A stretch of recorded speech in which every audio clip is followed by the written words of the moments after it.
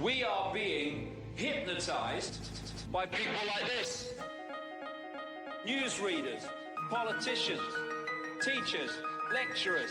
We are in a country and in a world that is being run by unbelievably sick people. The chasm between what we're told is going on and what is really going on is absolutely enormous. Oh yeah, dude. There's some Nephilim. It's like we all know what's going down, but no one's saying shit what happened to the home of the brave. These motherfuckers, they controlling us now, and no one's talking about how they made us modern day slaves. And everybody's just walking around, head in the clouds, and won't awaken to a dead in the grave. But then it's too late, we need to be ready to raise up. Welcome to the end of days. Everybody is slaves, only some are aware that the government releasing poison in the Welcome back, ladies and gentlemen, to another episode of Nephilim Death Squad. I am David Lee Corbo, a.k.a. The Raven. That is Top Lobster, the father of disinformation. Before we get into today's guest, a little reminder. Sometime around the 30-minute mark, we'll be shaking off the pores and going live exclusively to patreon.com/Nephilim Death Squad. Sign up there, continue enjoying the conversation, engaging with the live chat, early access to episodes, ad-free viewing experiences, first dibs on Bohemian Grove tickets, and we are working on it. Like I said, guys, February to March is when Bohemian 4 Grove is going to happen. Yeah, we're locked in. We are locked in. We're locked into into some other the, stuff we're trying to kind of figure out too. I don't want to let the cats out of the bag. We got a lot of projects. We're busy people. Discount codes off of merchandise from toplobster.com. Pick your shirt. What do I got on? Top Lobster's Dog Man. Oh, there you go. It's let's pull up the hoodie version. Okay, we'll pull up the shirt that I'm wearing right now. Look at that. Or just a standard Top Lobster. Listen, let's get into the guest, All man. right, It's early. fine. We're trying to do this today, man. This is disrespectful. Let's go. Joining us today is Bek Lover. Beck, pleasure to have you, brother. Before we get into the conversation, let's tell everybody what you do and where they can find what you do. So I'm basically trying to bring humanity together, bro. There's a lot of hatred out there. There's a lot of agents of chaos. There's a lot of different groups and factions that are dividing humanity down to every last class, from religion to faith to sexual preference to race. And the narrative is not what they're telling us. The hatred is their number one weapon. Ignorance is what they rely upon. That's why it's so important what you do and I do. And people out there have a responsibility to seek knowledge. It's through knowledge that we liberate ourselves and then our brothers and sisters in humanity. We're in the battle of all battles. I never thought that we'd be alive to see these days. You can find my work at BekLover.com. That's Beck with a K, no C. And you can go to my Instagram or X, which I'm now active on, at BEK Lover NYC. I've been making the rounds all over the world for the last few years. And yeah, man, I think we were even in a lot of spaces together on X. I think that's how, I know that our followers want us to talk, but I think me and Top Lobster have been in a lot of rooms on X spaces, but I've taken a break from X spaces right now. I've been busy. They kind of, Yeah, am I like wrong them. in saying they suck? I don't like an X space. I mean, I get it. It's a good tool, you know, and you can kind of chime in. You have this audience that could interact with you, but just the format itself kind of feels like it sucks. I don't know. Maybe I'm It's like a biased. stunted conversation, but it's better than nothing. It's better than just text, because a lot of just text gets lost in whatever people are trying to say and what they actually mean. I think that emotion. You know, you need to hear someone's voice, you know, Yeah. just how they're delivering the message, you know. It's a weird time because I agree with you. Like, the platforms like yours or platforms like ours, they're driven towards, kind of helping people understand what we're going through. And what we're going through is a couple of layers above what the average person is subjected to. So the average person, for example, is subjected to, left versus right, Republicans versus Democrats, and you get put into your camp and you say the other side's bad, this side's good. And then there's layers to that as well, right? Where, like you said, it's racial, it's religious, it's spiritual, all these different lines of division that enable the people who are pulling the strings to go on doing so uninterrupted, right? If we're too busy fighting amongst themselves. I wonder what your opinion is on this idea. I was recently on Facebook, and I'm trying to, I don't really get into Facebook your too much. First mistake. Yeah, being on it's a Facebook. huge mistake. Any of the meta platforms are a little bit, I was accustomed to one conversation that's taking place on X, on Twitter, right? And there's at least, I don't know how to frame it, maybe like a savviness of the average individual on X that exceeds the average individual on these meta platforms. I go on Facebook and I try to say, because you watch a bunch of leftists shake their fists at Donald Trump, whether it's about Tylenol or it's about one other thing or another, it's a Charlie Kirk thing. And I'm trying to go, hey, this is kind of like Hegelian dialectic, right? You're being subjected to a problem, reaction, solution, or a divide and conquer strategy, or a really healthy mixture of the two. That was not well received at all. I thought that going in there and saying like, hey, it's not a left versus right thing. It's an us versus them thing. And who is us and who is them? But we could have that conversation, but that was not well received. And so I'm of the school of thought of this is all orchestrated. I thought I could talk to these people. It's not the case. How are you faring in that? It also like a follow-up to that. Facebook is almost like more local.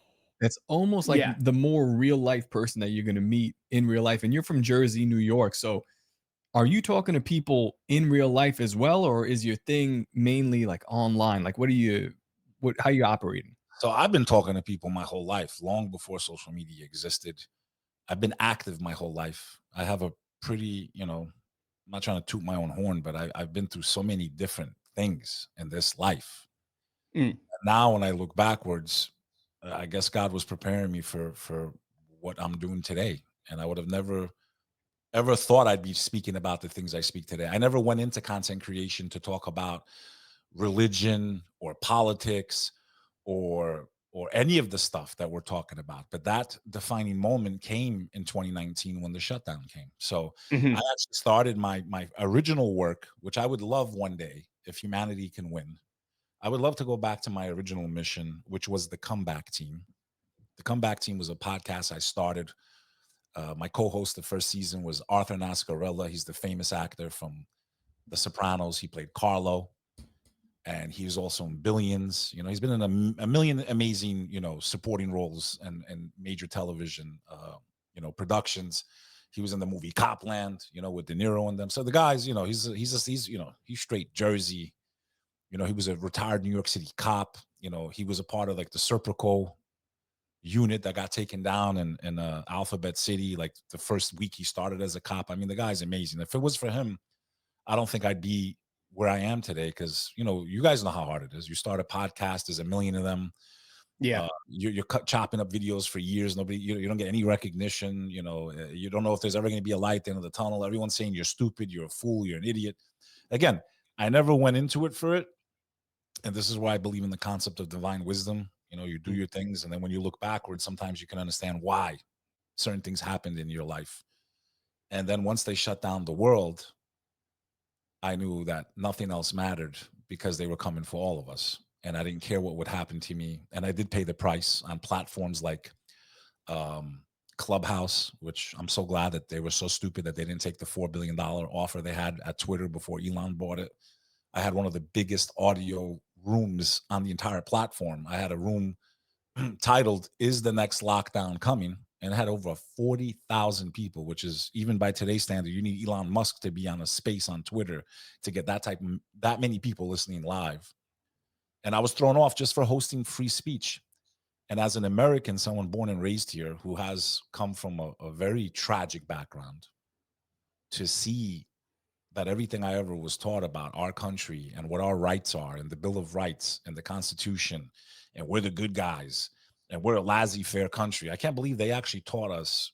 And I was like, National Honor Society, full scholarship, scholarship to school. I went to Pace University in the city, and then awakening to the reality that it's all an illusion, and that we're not free, bro. Humanity is not free.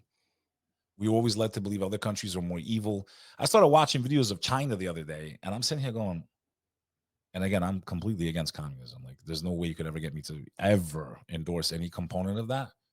But I'm looking at their life, their build. I'm like, dude, they're not doing that bad at all. Like, what the is going on? So it's like, none of us really have perception, the truth. With all these conflicts going on, why is it I can never hear Putin speaking? I'm not saying I support what he's doing. How come, if we have a free press, how come I can't hear? In today's world, where in seconds I can make a video go live. How come I never get to hear what a world leader is saying while we're about to maybe go into war with them? We never get to hear. Think about how simple it is. You want to know if your information you're getting is free press? How come I can't hear a speech from Kim Jong-un? I only get a 1 second, maybe a 1 second with a narrative they paint. No, if this was a free press, the camera would go on and I get to sit there and watch him give the whole speech and come to my own conclusion. When Tucker went to go meet with Putin, it was like the end of the world. It's like, no, this is journalism. For once, we get to hear what the other side's saying, unadulterated. Let me hear what he's got to say. So how are we free with all these conflicts going on? And we live in a world where you can listen. So you have to literally go and try to search to find these speeches of just world leaders. Like, that's how simple it is, just to prove to you, the audience, of how manipulated we are. I'm not sitting here saying support anyone, but why can't we, if we live in a free society with free speech and a free press, in today's world where technology is in seconds, literally from phone, I can do high quality film a politician, and I can't hear what other world leaders are saying? That should be the first thing to wake you up and say, okay. I mean, it's as simple as that. You've never got to listen to world leaders. We're about to go to war with this one and that one, and we can't even hear what they're saying. It's never on our media. There's a lot there, Beck. You got like, all right, so.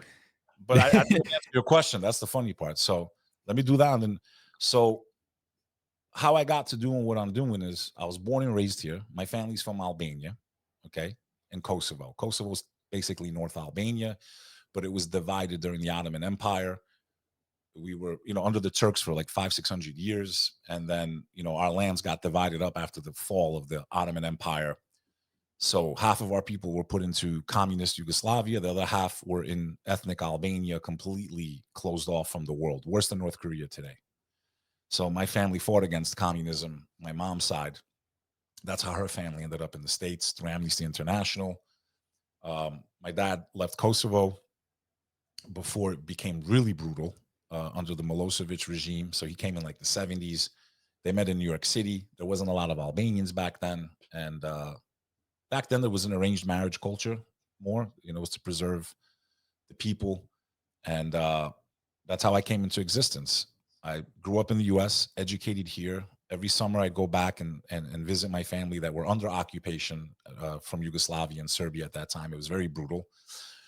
Very similar to but honestly, I hate to even say it, not even any comparison to what maybe people in Gaza are going through.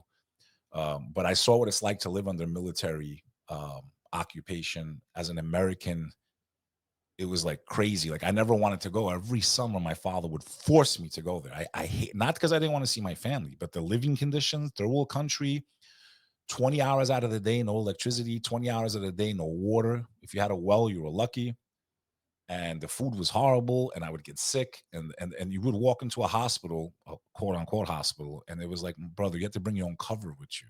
Like, so going from the American standard to that, and seeing my people struggling for freedom, was really the beginning of my enlightenment as a human being, and realizing, like, this is the problem with so many Americans. They don't know anything outside their neighborhood. So many people don't even leave their zip code. They don't know nothing about the world.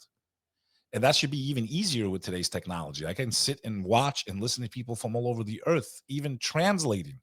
And it's like we become stupider. Like, it's amazing to me. Technology's gone like this, and we've become stupider. It's insane to me. And it's because the manipulation of algorithms and all that.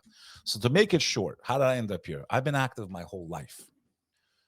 I first became politically active during the Bosnian War, because they were being straight up slaughtered. Then it led to the attack of my people. I lost 28 people in that war, friends and family very close to me. I spent every summer with them. I know what it's like to get a phone call and find out your uncles and cousins got wiped out. 2001, I was underneath the World Trade when it was hit. Okay, so I walked out from underneath the World Trade Center Plaza, E-Train last stop, World Trade. I was there that day when it happened, saw it with my own eyes. Escaped over the Brooklyn Bridge as they collapsed behind us. And that was another galvanizing moment in my enlightenment, like going deep down the wormhole, because I am a Muslim. I am a Muslim American. And hearing the news is pushing all this stuff from that time period. Say, wait, this is not what my faith teaches us. Why are they painting my religion like this? Okay, there was a couple lunatics, but why are you pushing my faith? So that forced me to go deep into my studies and try to understand is this really what my religion, and I don't come from a religious family. Albanians are not, they're very secular. We have a very diverse population, Christian, Orthodox, Catholic, Muslim. We're one of the only countries in Europe that never killed each other over faith. I'm very proud of my people for that. We saved every Jew that came to us during the Holocaust. My family, my mom's side was involved with the royal family. They were in power when Mussolini invaded Albania and then the Nazis took over. My grandmother's two brothers were hung by the SS, 16 and 18 years old, hung off trees. My first cousins are Jewish. They're the reason I'm alive. Their mom married my uncle, which brought him to America, and then he brought my dad to America. Without them, I wouldn't be alive. The fact that anyone even online even tries to say I'm anti-Jewish or anti-Semitic is ridiculous, literally ridiculous. And the reason I get all this hatred is because of what you guys said earlier, trying to bring people together. Now I know why Mahatma Gandhi got on the back of his head, Martin Luther King, like why all these people, because it's like sick, but like you're literally trying to bring people together. Sometimes you're pointing out the hypocrisy. You're not doing it to pick on the other side. Be like, hey, you're attacking me for this. Look at your own house. Put your own house in order first before you're throwing stones. And everyone's falling for the bait. So they'll throw out stuff to radicalize Christians, radicalize Muslims, radicalize Jews, radicalize people that are not. And it's like they've set the charges all over the nation, and they're just getting ready for that one. I truly believe there is an agenda to create a complete civil war in our country. 100%. I believe America was used like the mafia uses a hitman. And now that they've set the world stage, it's time to get rid of the hitman because now our freedom is in their way. It's, man, there's so much to go off there. I mean, let's start. I want to start with the whole Putin thing. Just that idea that he was talking about, like you can't find a Putin speech. You could find it, you got to search for it. Yeah. And then when it's translated, it's similar. It's similar to be honest, similar to Hitler speeches. And I'm not a Hitler guy. I'm not a Hitler bro. I got a lot of problems with. I think he's paganistic. I think a lot of the iconography around. Yeah, we can get into that stuff. That he's like deep into the occult of real society, all that like that. But when you listen to his speeches, you're like, what did he say that was so wrong? It seems aggressive in German, but so does, I mean, just saying hi seems aggressive.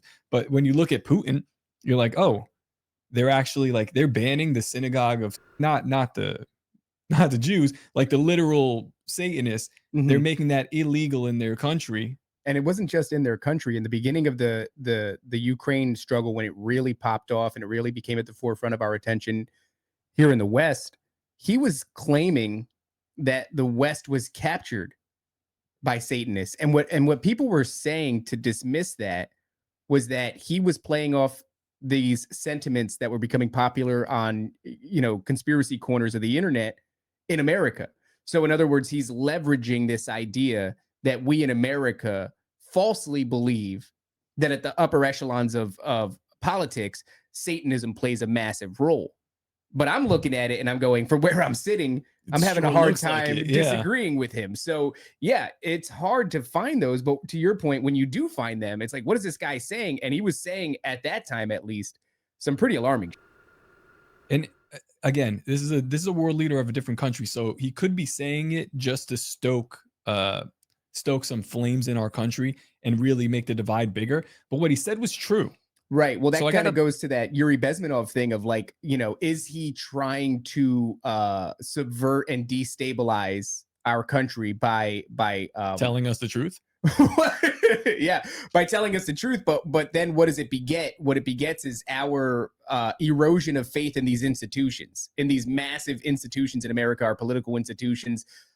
We are now suspicious of the idea that there are Satanists that are pulling the strings and passing legislation and doing one thing or another. There needs to be erosion of the faith of these institutions because, I mean, if we want to get into like Charlie Kirk stuff, this is the most recent thing.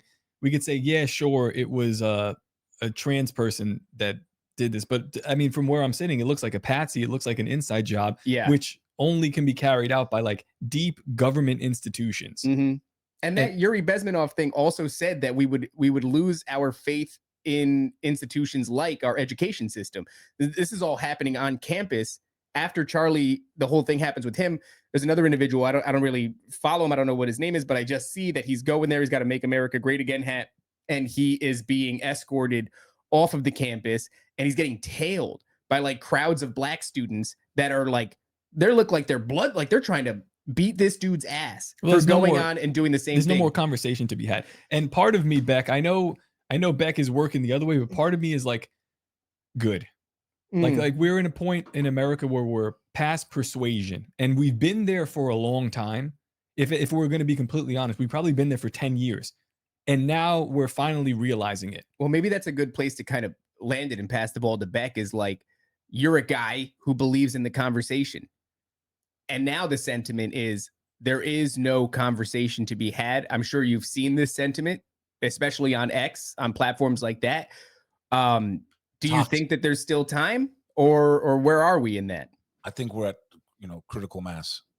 I think we don't have a lot of time left. I'm expecting some type of catastrophic event. I think they're already planting the seeds. The Muslims, the this, the that, they're playing that game again. Okay.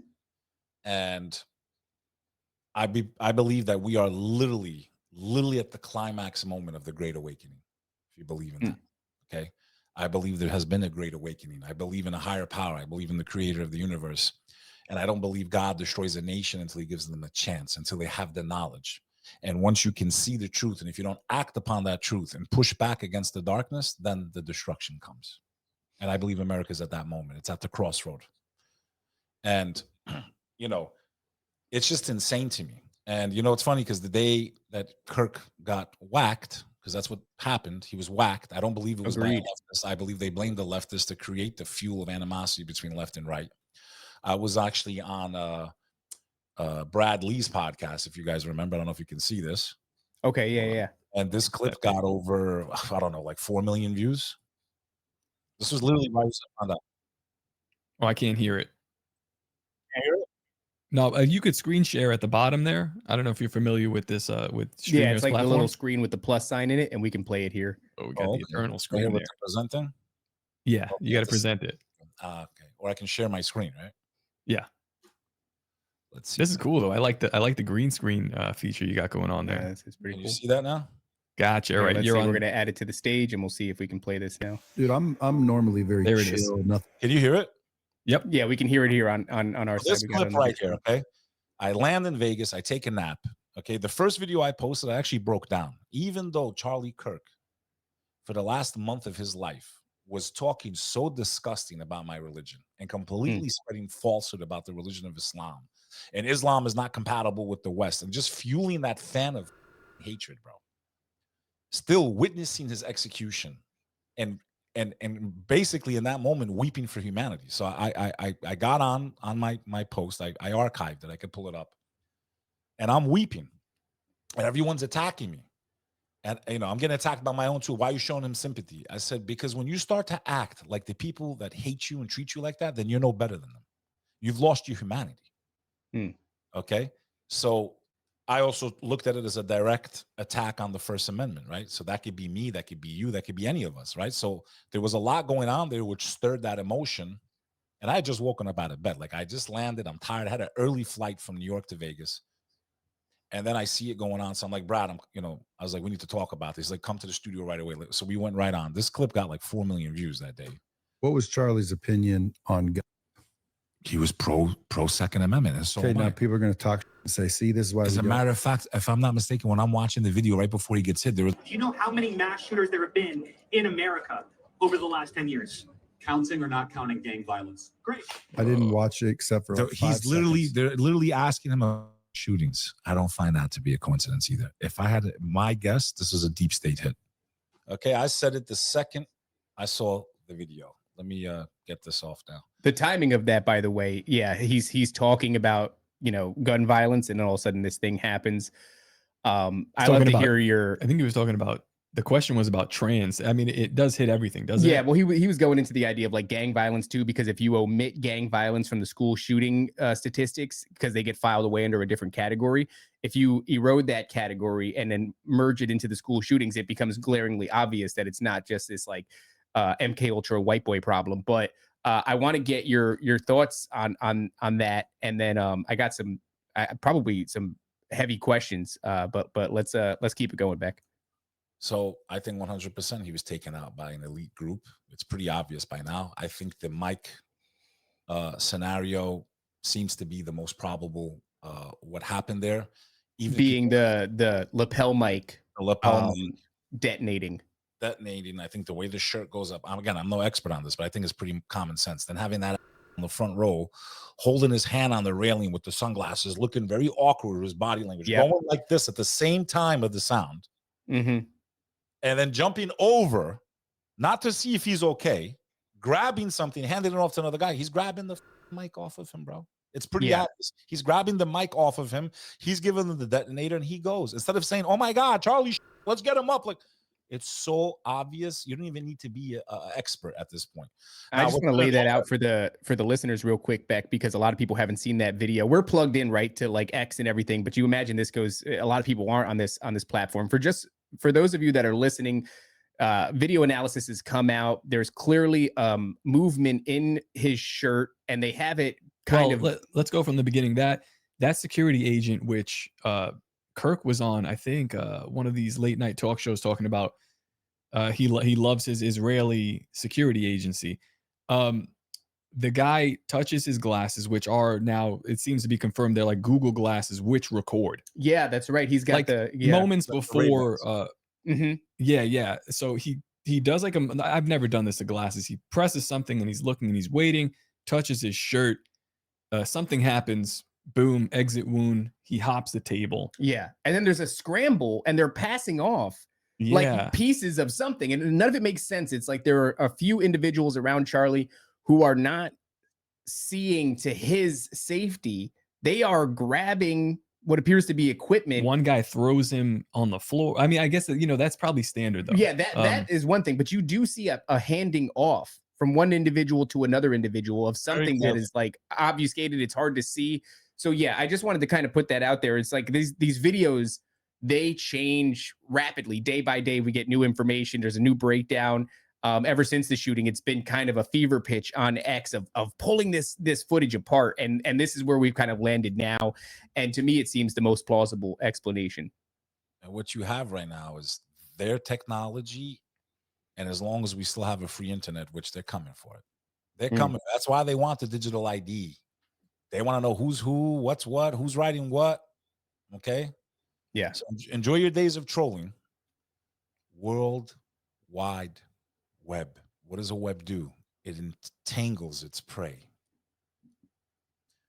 Okay. So as much as there's so many good things that have come from it, where it leads humanity and the surveillance state that they're trying to bring for the whole world, there's not going to be countries in the future. One world, and the crypto technocracy is where this all goes. I promise you. I bet my life on it. The US dollar is going bye-bye. All you crypto enthusiasts, I'm not saying you can't make money, but they got to bring you into the system somehow. They got to piper you in. Hey, you're going to make some money for a while. Oh, they can't control it. Yes, they can. Absolutely, they can. The only reason you have any value is because companies like Microsoft were some of the first companies to accept Bitcoin, stupid. And if the countries make it illegal for certain companies to accept certain currencies, what happens to the value of your currency? You can keep it in your wallet. It's going to be worthless. It only has value because of the speculation of corporate businesses and big businessmen to think that they can't manipulate it, or people are going to miraculously use a coin that they can't control. Once you understand blockchain, that's all you need to know. Blockchain is going to block your future. You're going to be imprisoned in a crypto technocracy. That's where this all goes. It's like they got to tell you. In a short phone, okay? Now, as far as Beck, are you familiar with American Bitcoin? It runs off pretty much the same technology, same backbone as Bitcoin, but it's funded by Donald Trump's kids and a bunch of other nefarious actors like linked to Palantir. So this seems like the on-ramp of where we're going with the digital dollar. They tried to do CBDCs, people were onto it, so Trump said we're not going to do CBDCs, but instead here's a free market solution, but it's controlled by, obviously the same people. So that's like, I don't think it's going to be Bitcoin, and they're scrambling to figure out which one they can slide the people into. I think XRP, if I had to guess. I'm not a crypto expert. You need something that can do transactions instantly, quickly. So Bitcoin might be something that stores value like gold. It's like if I had a gold block, right? It stores a lot of value, but I would transact in dollars, right? With a fiat currency, right? And so they need a different currency that can move much quicker, or they speed it up. But in any event, I'm not an expert in crypto. I just know where it ends. Yeah. And why I said, humanity's in danger is because the Great Awakening is actually happening. There's been such a massive awakening throughout humanity, and it's being called out by everyone everywhere that they need something so catastrophic to rock humanity back to sleep, because everyone's starting to pull the curtain and see who the wizard is behind, like the Wizard of Oz. And because so many people are awakening up and questioning things they would have never questioned, and because of all this that has happened, humanity is at a critical point. We have never been in graver danger. I believe what comes next will make World War I and II look like a joke, unless humanity can somehow find a way to stand together, even with people they think are their enemies and they think that they're supposed to hate, because you've been preconditioned, pre-programmed. What greater way to create chaos in the world than to take the two largest Abrahamic faiths, Christianity and Islam, and pin them against each other to create the chaos that's needed to instill a new order throughout the earth. Okay. All right. I want to put a pin in it there, Beck, because we're at the 30-minute mark. I got to ask you some questions that are going to be right along that vein. We're going to start talking about the Muslims. We're going to start talking about the Jews. I think it's an important topic. But before we do, guys, you want to continue watching this, patreon.com/Nephilim Death Squad. Otherwise, give it about a week or so. It'll drop in its entirety. Given the context of it, you're probably going to deal with a heavily censored version on YouTube. Patreon's going to be the best place to get this uncensored version. Or Rumble. Or Rumble. Rumble's a good place too.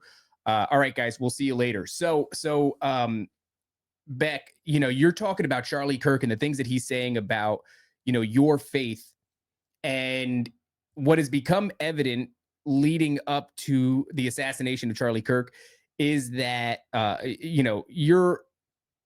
you're all right to begin speculation about whether or not he was captured by the state of Israel, the government of Israel, Zionists, whatever you want to say. This idea that he was funded and that he started to go off the what's the expression? Reservation. Go off the reservation a bit. You know what I mean? And so he starts to question narratives like October 7th, and he starts to become outspoken about it. And then he even allegedly expresses to those who are close to him that he's worried about being killed by them being the Jews, the state of Israel, whatever it is. There is also this is also like a delineation that needs to be made. And I think that Beck is probably a dude that will nail this, where like we say the Jews, because it's easy. Yeah. Like, what I'm talking about. But when I say that, I'm talking about the satanic elite cabal that run this country. Not the guy at the deli that makes the sandwich? Yeah, I don't know that guy. No, not that guy. I'm talking about these people who are actually making decisions, who are probably, to be honest, are not even Jewish. I don't even know what Jews really are. No matter how many times we do an episode on it, it becomes more and more convoluted. But there's also, in conjunction with this Charlie Kirk thing and whether or not he was getting off the reservation, there is also this idea that there is an effort to almost weaponize the Muslims and the Christians against one another, right? You're talking about this divide that's being sown. And can they do this on though for a long time though? It's been going on for a long time. But how many times can you play that card? Because I was in New York City when 9/11 happened too, and I remember that was like the years or months after 9/11. If you were Muslim, if you look like Beck, if you look like me, I'm Puerto Rican. I'm white, brother. I'm a white. Yeah, well, dude, I got confused. I didn't go through what the Sikhs are not even Muslim. They're getting pulled out of the cops. I lived in New Jersey, and in my hometown, around the same time as 9/11, unfortunately for these Sikh dudes, they all started moving in to the neighborhood. Yeah, bad timing. And it was like, that's not even the same thing, but we didn't know. I was a kid, and it was like, I'm telling you, for me, how I looked, they were like, "Oh, dude, you're Muslim." At the time, I was like, "No, I'm Puerto Rican." You're the most ethnically ambiguous. Yeah, I guess so. But it was crazy. Don't do that. Hey, big pun. My wife. It was. Oh, shout out to your wife. It was a crazy time. I don't know if they could do that again. I think they can. I think they got. I'll tell you what I'm seeing here. Okay. And remember, I've been paying attention to this since that time, right? Because I was there. I'm Muslim, right? So what I'm noticing though is people are calling it out on places like X. They're like, oh, they're gonna do the Muslim card again. They're gonna do like so. I am seeing that refreshing breath of air. Yeah. There's radicals in every single group. Okay. There's radicals and extremists in every single group. Some of them were made radical.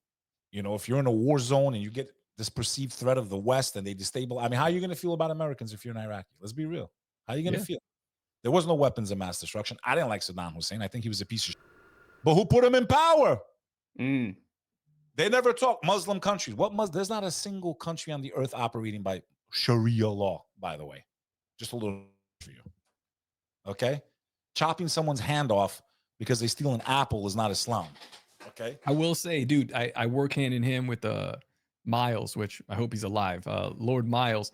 We still don't know, right? Like, well, what I mean, is going on? From conversations that I've had with him personally about Afghanistan and the current Taliban government, it seems like he likes them a lot. He's a crazy person, but yeah, he likes them, and I'm like, it's not what they're telling us at the very least. It's different. I mean, it couldn't be more obvious that. I mean, I don't listen. I've never been to Afghanistan. I have friends that are Afghani that escaped during the Soviet, invasion. One guy, bro, he came here with nothing. He's like one of the so successful, but he's like 8 cybersecurity offices around the world, like just younger than me, but just brilliant. And as someone that walked out from underneath the World Trade Center, I got pulled into the whole thing, the American flag. Let's get these motherfuckers. Imagine now, right? Yeah. I have a cousin of mine. He enlisted in the Marines. Okay. He's a Muslim American. He enlisted in the Marines before 9/11. And then he did 2 tours in Fallujah, bro. Okay. And he lost a lot of people there, bro. He still deals with PTSD to this day. Okay. And as a young man, right after those buildings fell, all you heard was, we're going to take out the Taliban. It's 2025. We pulled out of there after 20 plus years of war. Not only did we not take out the Taliban, we left them with more weapons than ever. Forget if they're good or bad. Leave all that out of it. So why did we go there again? Why would we leave them more weapons than we found? Supposedly people we gotta provide them the arms after we radicalize them, right? Also, I mean, if you guys want to get crazy, there's like a Stargate in ancient Babylon that is Iraq. It's a lot of fun. But at the very least, after you radicalize them, you got to give them some weapons, don't you? I mean, isn't that the point? We really pissed you off. And billions of dollars. How is this not whether you're left or right, we're both on the same team on this one point? Why did you send our men and women to Afghanistan? Why did we leave the people that supposedly were so evil and did all? Why did we leave them all those? What they'll do? They'll blame the left. They'll blame the right. Well, the left didn't start the war. George Bush did. He was the right. Oh, but it was under Biden's watch. All are guilty, bro. If you're left or right, you are not a part of the Great Awakening. You're a fool. If you're still stuck in left or right, you are not a part of the Great Awakening. You are not on Team Humanity. You are a useful idiot, is what you are. What they can't comprehend with their low IQs is that both sides will give you things that really don't matter to them. Do you really think the politicians on the left give a if you want to chop your penis off or not? They're going to use that because it's so emotional. Yeah. Or whether a woman has the right to abort or not. You think they really give a They use the low-hanging fruit while they destroy us on every other thing that's more important, really, like in the scheme of life. Yeah. War and infrastructure and freedom. They'll use these little, like, what you identify with emotionally to control the masses. You understand? Mm-hmm. And people fall for the bait. And meanwhile, they both can agree on one thing: taking away our rights, taxing the hell out of us, and starting war after war after war. Are you kidding me? Yeah. Let me ask you this. Speaking of radicalizing people, I'd like to get your opinion on what's emerging after this Charlie Kirk situation. Obviously, the divides are becoming broader, but after the memorial, after the funeral, and Charlie Kirk's wife is taking over Turning Point as like the very quickly, by the way. Really weird situation, man. A really weird situation. Her background is strange. Her background is just it gets weirder and weirder. Both of her parents are DOD contractors in some she form was or fashion. on Love Island or like what? I'm like that's enough. I don't want to talk about it. That. I don't want to make fun of a grieving. I don't want to make fun of a grieving widow, but I feel like. Well, yeah. I mean, if she was grieving, I might be able to say, but it doesn't look like. I said this. I have a channel I collaborate on, Sunny Faz channel. We've been doing reaction videos together. And I was really holding back on the episode. Like, I wish I could pull all this stuff up. I was really holding back. We're reviewing her speech at that what looked like the Super Bowl for Yeah. Charlie Kirk's memorial, okay, with the Like fire. the WWE. And the whole time, right, we're filming, and you could see me on camera. I'm saying this, and I'm saying this in front of the whole world. I'm like, this doesn't. I'm like, something's off here, man. Like I keep saying it, right, but I'm holding back because I'm like, I don't want to be insensitive, and I don't want to look and right. But my gut was just boiling. I'm like, this is something wrong here. There's something wrong. Sure enough, after I finished filming the episode, I go online. The collective all felt the same way.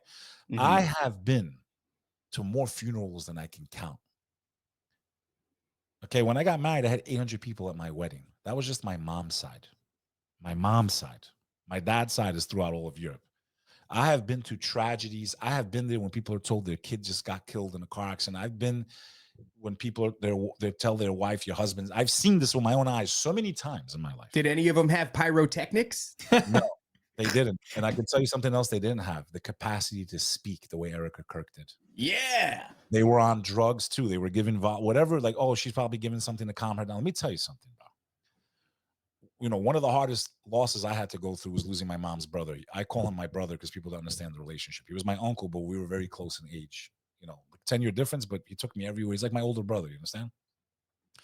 When I lost him unexpectedly in a car accident, I'm very eloquent, very extroverted. I've given speeches my whole life. I'm not been in sales. I'm not scared to talk. I've never been scared to talk. And the one time I couldn't speak, I tried to give it just a eulogy for him at his own funeral, right? One of the most important people in my life that I loved with all my heart. I couldn't talk, bro. I couldn't speak. I was stuttering the entire time. Everyone after told me, you know, hey man, I knew you were in pain. I was like, well, how did you know I was in pain? You couldn't talk, bro. You're like, my whole life, even my teachers, talks too much in class, excessive talking, voted most likely to have his own talk show. That came true. Okay. And the one time it's really important for me to pay respects to one of the most important people in my life. I can't talk. And he didn't get in front of the whole world. And this lady's up there and fireworks and this and that, and already on the podcast, and it just seems so fake, man. I'm She's laughing and it's just, that is not a grieving widow. I've seen grieving widows. It takes them years to even, like, bro, like, I myself didn't leave my house for like 6 months after their death. I couldn't talk to anybody. I completely went from being a nightlife guy, out every night, partying, having a good time, all this, to I didn't leave my man cave. Somebody in the chat is saying Erica's been making the rounds, doing speeches and selling merch. Now, here's the thing, though. It's crazy, bro. This quick, you're gonna steel man it. You're gonna steel man it for her? I'm gonna argue. I'm gonna steel man Erica Kirk. But okay. I'm not even arguing against Beck. Here's what I see. It's just it's off because we're looking at somebody who is a manicured professional giving speeches. Like, it's hard to explain exactly. You love your husband, bro.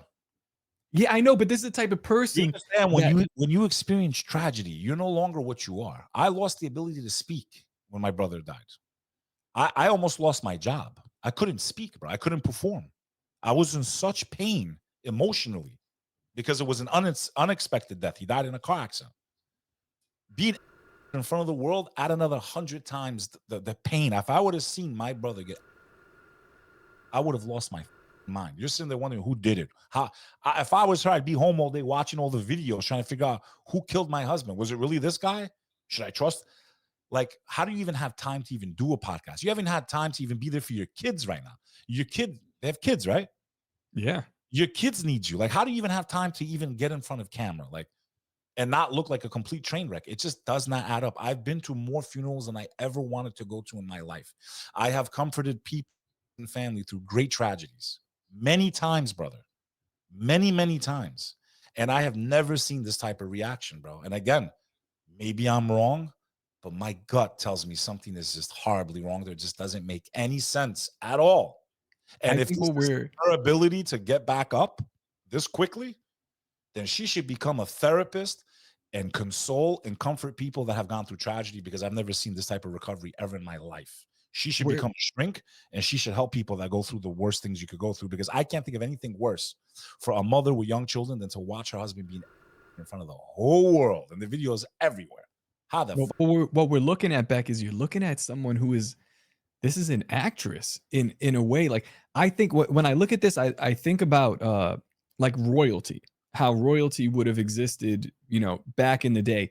But now we're looking at, so it's almost like an arranged marriage where things are kind of superficial. She's going through the motions. She's trained on what to say, on how to say it, and then she's going to present something to you. So it's like, I don't even know what this person believes or thinks, or how a normal person should react.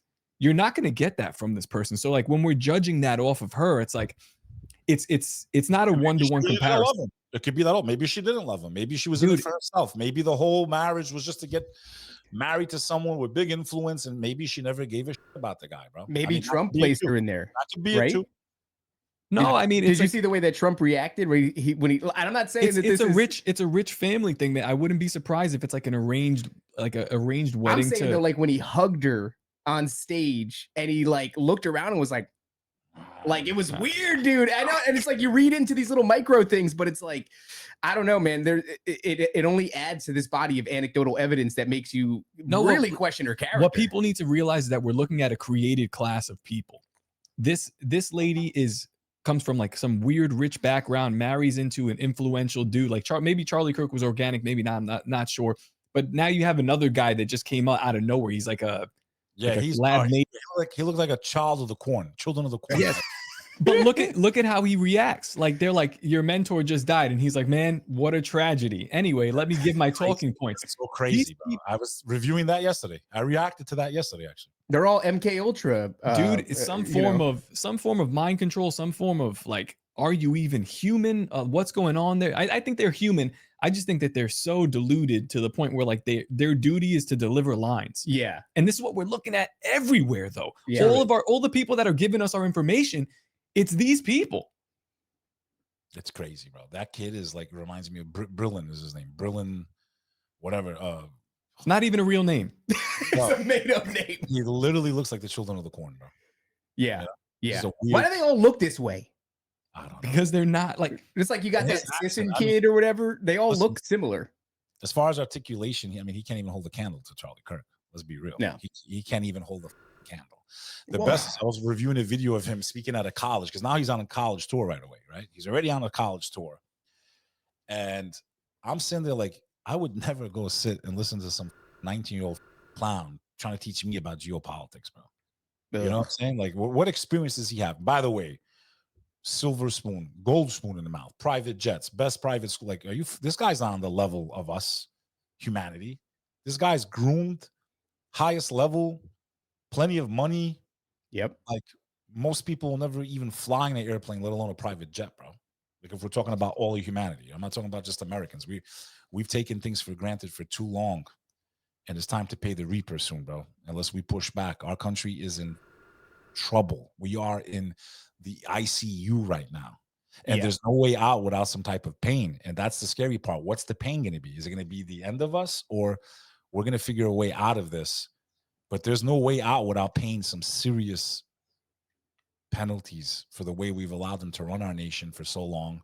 The amount of debt, the inflation, the wars, the infrastructure is crumbling, the amount of hatred that's been brewed between fellow Americans. I went cross country from New York to LA 2020, 2021. I forgot which year it was exactly. And I couldn't believe the differences from city to city, just the way people thought and how much they hated the other side. And I'm like, my God, we are Yugoslavia, 1991, right before the Bosnian War broke out. Like we really are primed. Mm-hmm. And it's scary. Like, I'm trying to, this is why I do what I do, man. Because I know what it's like to lose family in war. People think, oh, they have these imaginations like wars. Bro, that would be the most horrific thing that ever happened to any of us. Yep. We're the most armed nation in the world. Okay. But for a global, if you believe in a global agenda, that's what they want. It's the only way to take down America. That's why I think it's weird, because in the middle of all this, what's called the color revolution, that's what we're being fed, these different narratives to galvanize all the different sides, pour the gas everywhere, We're at an all-time, and if you want to take the temperature, social media gives you the temperature, although I believe there's a lot of bots and agitators too, but you want to take the temperature of the American people, it's like we're one match away, bro. We're literally one match away from the point of no return, bro, and God help us, bro. So I think the timing is crazy to go, and we're in Florida, and I'm pumped. It's not gonna matter where you are, by the way. No, but I'm saying I'm pumped whenever the government leaves me and my guns alone. But at the same time, I go, we're going to do open carry now. Right now, just like right now, we're just going to say like, hey, start carrying, Dracos on your back. Like, I don't know if you saw that video of the dude on the motorcycle. What do you think about the idea that what they want to come of this? Many things, right? One of them is Christian nationalism. First and foremost, I as a Muslim, so imagine the narrative in mainstream media. Muslims and Christians should hate each other. First of all, we're not a Christian nation. Yeah, we might have had the Pilgrims and the Quakers came and the first followers were more. How can you call America a Christian nation? What the f is Christian about us?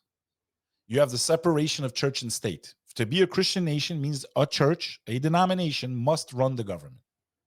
It says it right on your dollar bill. Novo ordo seclorum. New secular. Secular means without faith. It's on your money. It doesn't say novo Jesus order. It says secular order, new secular order, meaning without faith. When you take faith out of the state, what does that mean? You're removing God. Yes, the founders were Christian. They were spiritual people, the Quakers, the first pilgrims and all that stuff. They were Christians, yes, and they were probably way more religious than we are today. But to sit here and say we're a Christian nation, are we a Christian nation? What is so Christian about America? Our women are being whored out, sold on the internet, naked. Family unit is completely decimated. We have a 65% divorce rate. Most children are born out of wedlock, completely against Christianity. Everyone's committing adultery. I, as a Muslim, say I would love the law of the land to be the Bible because it's still more spiritual than what we have. But they'll tell the Christian the other side. They'll say, no, they hate. No, I wish, as someone that believes in God, that we were adhering to Christian values. We're not. Where are the Christian values? Leave the Muslims out. Even if every Muslim left America right now, what's Christian about it? You tell me what's Christian about it. They make what's Christian about it is it's just a word. They make a mockery of Jesus Christ. Every film, every movie, cartoons, South Park, making a mockery of your faith. I get offended by it. You got Nicolas Cage coming out with a movie right now where Jesus Christ is an evil villain in a horror movie. I mean, you can't make. Yeah, you see the one where they had the chick, the bald chick. She's playing Jesus on stage or something like that. Well, I agree with what you're saying, Beck. Well, I think what they're going to do, though, is they're going to have people galvanized to the idea of Christianity, but it's a bullshit idea of Christianity, and they're going to do horrible things in the name of Jesus, but a fake Jesus. That's what's leading this entire charge. It's not a Christian nation, but you have to be told it is, and you have to be like, it's like, well, there's a church on every corner, but it's a diluted Christianity. So people don't know exactly what it is. I think Islam knows what. There is a revival going on, and I mean, imagine this now. I'm being attacked by a lot of these people, and I'm happy that there's a revival of people wanting to go to church and read the Bible. But of what though? Like, why am I happy? Because if they understand their faith, you have to believe in the prophet Moses, and Moses brought 10 commandments, and one of those commandments is thou shalt not. You only have a right to defend yourself. You don't have the right to take innocent life. You don't have the right to bear false testimony, which is propaganda too, right? That's false testimony. You're making up lies about entire groups of people to create chaos in the world, to create war. If we were living by these rules, I never blame religion, brother. You can't blame the doctrine. When you break down the doctrines, you can't blame the doctrine. You can blame the followers, quote unquote. You can blame the leaders. But if the religion says don't, how are you following the? How's that the religion's fault? Explain to me if all three faiths say do not take innocent life, and you take innocent life, how are you following that religion? It's like if all three of us want to make a club, and I say the first rule of the club is you can never wear a green army hat with Adidas logo. If you wear that hat, you're no longer a member. Now you're wearing a green hat with Adidas logo, right? So you'd have to take off the hat or you're not a member, but you keep the hat on. So that means you're not you could do whatever you want. You got free will, but you violated what the club says, right? That's really to its most simplest form.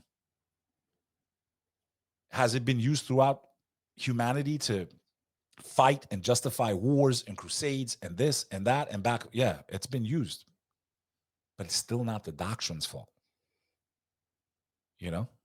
Well, it's going to be, the doctrine is going to be spread around, misunderstood, co-opted, and eventually inserted into the government, which we see a concerted effort for. But the message of Jesus Christ, very important, when he's pinned by the Pharisee to continue, like 3 or 4 times, they want him to take a stance against the Roman government, because if he is the Messiah, therefore he has to be the political ruler. He goes, nah, man, my kingdom is a spiritual kingdom. It's not this government here.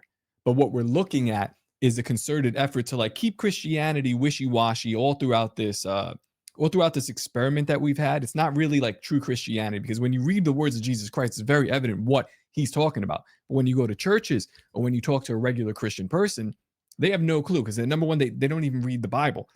It's going to be co-opted by the government. It's going to turn into a Christian nationalism, which is not, yes, it's not Christianity. This is where you're going to get, yes, it's going to be nasty stuff. And this is going to be something that people galvanize to just because they hate the left. Well, it's the people that you're dealing with. The people that are yelling at you, Beck, online, they're not getting it. If you actually read what Jesus said, he's specifically against. They're like, well, what are we going to do about Caesar? What do we do about taxes? He's like, give it to, that's his stuff. Who's on the coin? It's Caesar. Give it to him. And they don't want to hear that. But when you mix that up with the state, man, things can go sideways real quick. And you're talking about a great awakening, right? We always talk about on this show, like if I were to go and I say, Beck, wake up, and you get up out of your bed, I'll be like, I can get you to do just about anything in those 15 seconds. Like there's a video of that lady. The only proof to verify what you're saying, brother, is the amount of mass compliance you had during 2019 and 2020. Yeah. If you complied there, first of all, I feel sorry for you for what you put into you. May God people are still complying, Beck. You go outside, some people are still wearing that. Yeah, no, I went to Walgreens today and I saw the lady saying, have you taken your, oh my God, come on. But I can tell you, I lost family in the first 2 weeks of 2019 when they shut it down. Okay, no one knew what the fuck was going on. I took it as a full threat. It was a massive psyop, yes. But when you got kids, I wasn't in the supermarket like these idiots fighting over toilet paper. I was already ready, brother. I was prepped. While they're fighting for toilet paper, I was in a huge Sprinter van shooting 3 hours away from New York City, taking my flock with me, built my ark like Noah, peace be upon him. So to see how fast civilization could have broke down just right there, bro. And I'll never forget that night, man. That first night of lockdown. And I could hear crickets. And I said, my God, I cannot believe this is happening. There was nothing normal about it. Not the timing of it, none of it. None of it was normal. And then to see the up is down and the double speak and the games and the contradictions and people keep forgetting that under Trump was warp speed. Let's get this into everyone's arm. Like, bro. I have one of my most viral clips is there ain't no one coming to save us. Millions of views. No one's coming to save us. The only people that can save us is me and you, each other. Because these motherfuckers, God help us, bro. Yeah, there was that glimmer of hope, and so many people fell into the Q trap and thinking that there's going to be, he's Jesus, the orange guys are in control. He's going to come down and save us. No, it just seems like it was used to basically calm down the masses of what looked like was going to be a full-out rebellion. Yeah. Now, have some good things come out from Trump? Yeah. Yeah, there's been some good things as far as what we've been worried about. But what about all the other What about the great Last Supper of the techies? All at dinner there. Bill Gates, Palantir, this. I mean, like, if we're paying attention, what should we be terrified of right now? It is that technology. It is that surveillance state. It is that agenda to put humanity under one world government where you lose your sovereignty as a human being.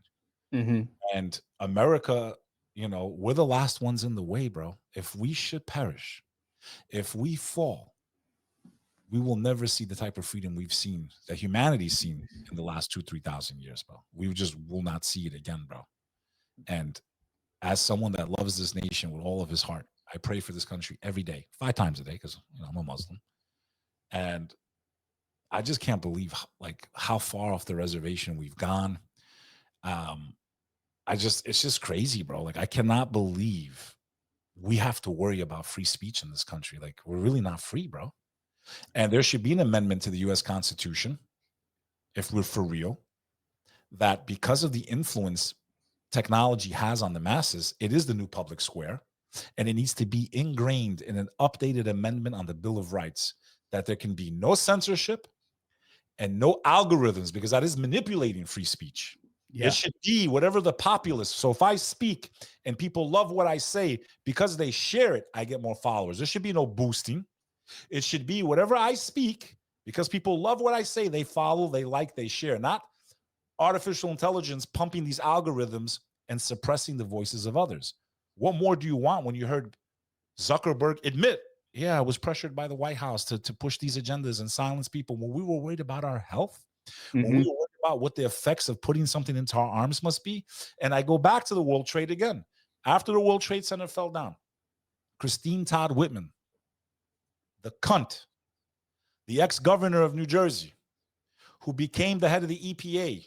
And in the aftermath, when those buildings fell, I could smell the air. It's one of the times I should have wore a mask, because it works for that, actually. You know, for that, it does work. And I'll never forget that smell of charred buildings and metal and whatever. God knows what we breathed in. God knows what I breathed in there for the aftermath all those months. Half my school dropped out. I was right next to the World Trade Center, brother, for the entire thing. Ground zero, 3 blocks away. And I knew something was wrong. So I let a walkout at Pace University. It was scheduled. President caught, the president of the college caught wind of it, Caputo. We have a meeting. They bring the EPA in at the time. They're like, listen, kid, I understand you're upset. You're worried. Look, we're doing all these tests. Here's the charts. Here's the graphs. We have the HEPA filters. You guys are good. Well, what happened? 10 years later. 10 years later, EPA offers an official apology. We were wrong about that. They opened a multi-billion-dollar fund for anyone that lived or worked or went to school near the World Trade Center. And I'm sorry, you guys are dying of lung cancer now, but we're sorry. Okay? And more people have died trusting that 3-letter agency to protect us than died in the World Trade Center the day it was hit. In the after, right now, another 33 firefighters lost their lives this year. 33 or 34 firefighters right now were added to the list of heroes that lost their lives because of 9/11, just this year alone. So imagine now how many people lost their lives, got cancer, lung infection, all that stuff, because we trusted the government to protect us when something bad happened. Like I was going to trust them again. And these clowns, these sheep, these low IQ people, well, it's a treatment. We don't know how, we don't know. You don't know what the side effects are, you idiot. When I was a kid, they prescribed me Accutane. It made me almost suicidal, bro. I was getting in deep depression to clear up my zits. I'd rather have the zits. I'm taking this medicine. My skin came out beautiful, by the way. I'm not going to lie. They had a multi-billion-dollar lawsuit. Okay? But at the time, I'm like, why am I feeling like so? I'm crying all the time. So what the is wrong with me? And sure enough, that's what it was. It was altering like everything inside of us. So the fact that people were so quick to put something in their arm, not knowing what the side effects are, and to their children. I have friends, I swear to God, I'm not lying to you. If I'm lying, may I die. Told me themselves the minute they put that thing in them. Okay, I grew up with this one girl. She can't even move her arm right now, bro. Her brother had a stroke immediately. Yeah. I thought you were crazy. I should have listened to you. I said, what was the rush? I caught the virus twice. At that point, what's the zero-sum game for me? Why would I put it in me? And they still got it. And you had Rachel Maddow should be tried with crimes against humanity. Once you get it, it stops it. You can't pass it. You cunt. You piece of shit. How many people got injured because of that, listening to you? Insane. All these sudden deaths, people dropping death left and right, bro. They're dropping, even right now, they're still dropping left and right. But no, you guys are smart. You guys are smart. You know, it's the same thing I tell people, like, why are you against the left, bro? What do you care if they want to chop their, I don't want them pushing any ideology on children. That's my only issue. You want to chop your cock off? Go ahead. Me as a straight man, you know how I would look at it? Beautiful. They can't reproduce. Chopped his cock off, less competition, more women for me. New York City is a great place to be single, because even the men, half of them ain't men. You're a straight man. You're about 50% of anywhere else in the country in New York City. What do you want to be gay? Can't reproduce? Can't. What do you care what the they do? But don't push this shit on our children. You know, Christianity is a way of life. Islam is a way of life. Buddhism is a lifestyle choice. This is a problem that you're running into, though, Beck, when you're in New York City. Your lifestyle doesn't, supersede mine. So you have rights now, federally, equal rights. You can get married. Cool. I don't got a problem. Do what you want to do. I don't agree with it spiritually. Go do whatever you want. Nobody's stopping you. Some of my best friends, like I've had great friends that are alternate lifestyles. Right? You can't not have them in New York City. Like we laugh all the time. They're funny as not my problem what you do in your bedroom. Private matters should be private. You want to dude, what? That's on you, dude. That's not my problem as an American, right? You have that right. Don't push that shit on my children. My kids are going to be brought up spiritually. If they choose to do that, I can't. Once they turn 18, I can't stop them. I'm going to raise my children the way I want to raise them. I want them to believe in God. If they believe it's real, they can look for themselves. I don't come from a religious family. I come from a very secular family. So one lifestyle shouldn't supersede the other. Like this is really not as complicated as the internet would have us believe. Live and let live. You want to go do that stuff? Go do it. Leave my kids alone. You don't have a right to teach my children how they should interact or not. You teach your kids if you can adopt whatever. Go do it. Everyone mind your own business. How hard is it? Mind your own business. Mind your own business. Live and let live. Let's go. Let's go. How hard is that? I don't know. This show comes from a little bit more of like a spiritual, supernatural background. So like, I was like more libertarian before, where I'm like kind of live and let live. But if you're familiar with the city, you're familiar with like West 4th Street. I'm in the East Village all the time, bro. All right, so it's the capital of Rainbow Land, bro. I was gonna say butt sex. It's the capital of butt sex. And then, I mean, before the show, you mentioned Aleister Crowley. Aleister Crowley's into like weird, dark, sexual magic. That all that stuff involves anal penetration for whatever reason. Then you start to extrapolate and start to think. This is where my brain goes. I'm like, if you're doing that on a mass scale on a piece of land, and now I'm not saying take action against this, but I'm like, I think we should be as a society a little bit more aware of like spiritual implications. Are you doing some like weird spiritual rituals here? If so, what does that look like in the spiritual realm on this place of land that's right underneath a big copper statue of probably Lucifer? Is there any saving it? Like, it's glowing? Is it? Yeah, this thing is, if you're talking about like this type of energy, demonic energy, whatever's going on here, it is a radiation point, which is why I don't live there anymore. You could feel it. Did you not feel it before you left? Because I feel it, brother. And I every time I can't stand being here anymore. Beck, you're giving me PTSD, dog, because how you are, like, you're still hot about, I'm thinking like, man, that's 5 years ago, all this stuff. I was exactly like you. When I got out of here, I live on 10 acres, man. I'm chill. My kids are homeschooled. I got them out of this bullshit. Can I put a tent up in your backyard? Yo, dog, come on over. But the thing is like it softened me a little bit because I'm not as look at Beck's face. I love the intensity because like you're in it. That's why, yeah. I literally last night, this is what I'm talking to my wife about. I'm like, we have to.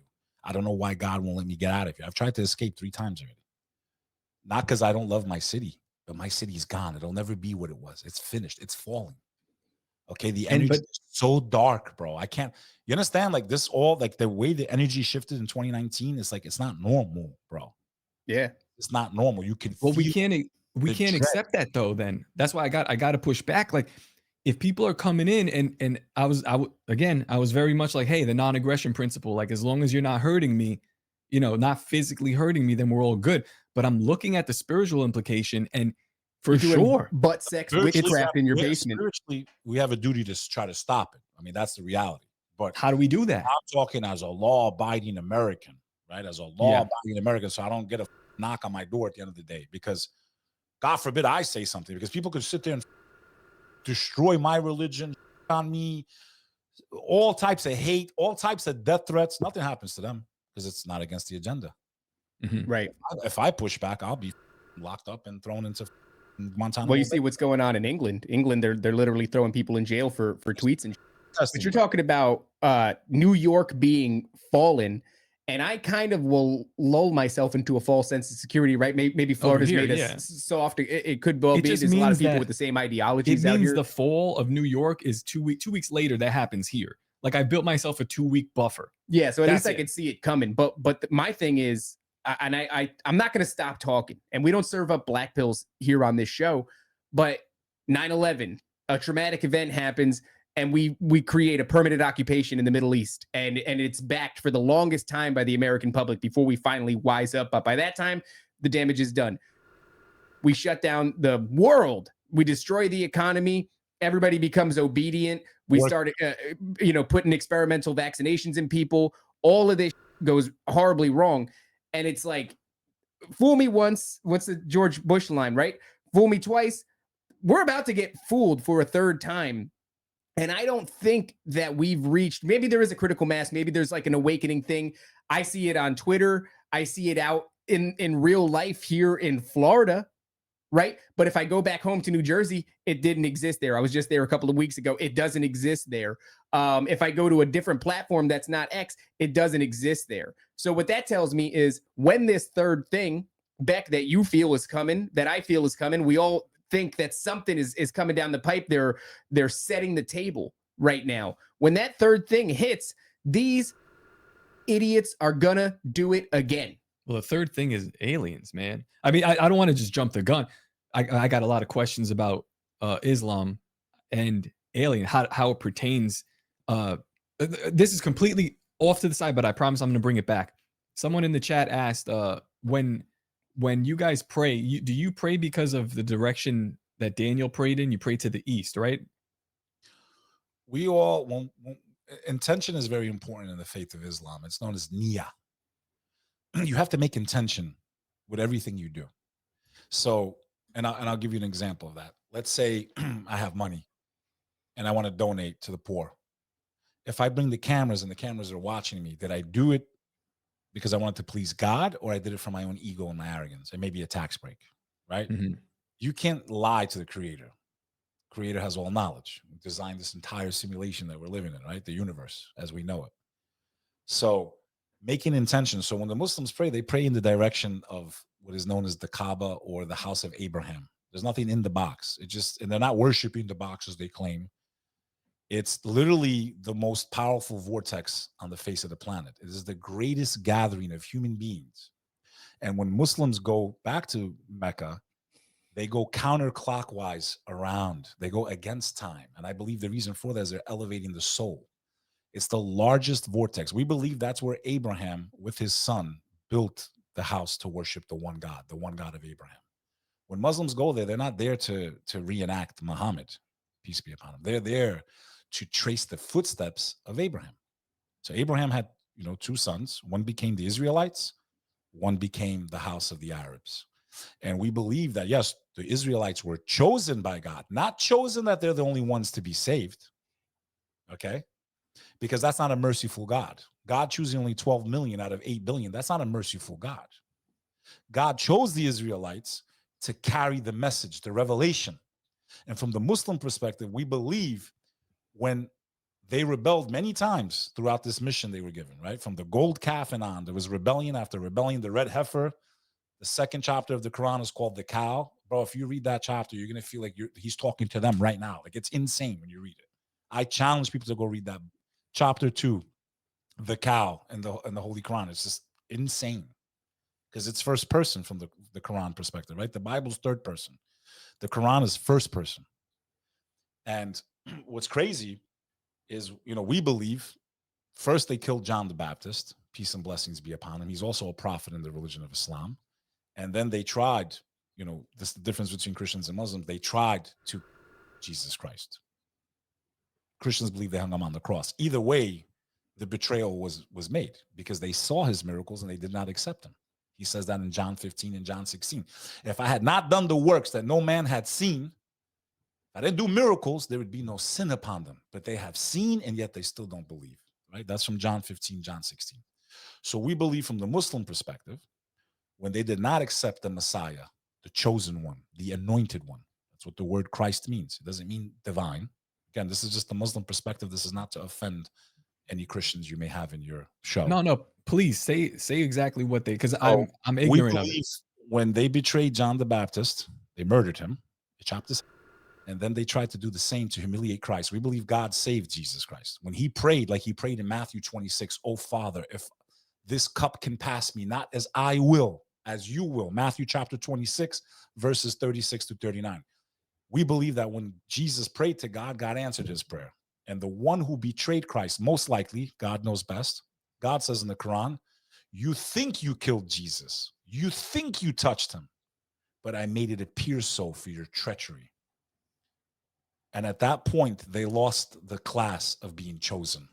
And the last revelation went to the other side of Abraham, which is the Arab side. So when they did not accept Messiah, Jesus Christ, Yeshua, as they say, Isa, as they say in Arabic, when they did not accept Christ, they were cut off from source. And the final testament is the Holy Quran, which was then passed through the other son of Abraham.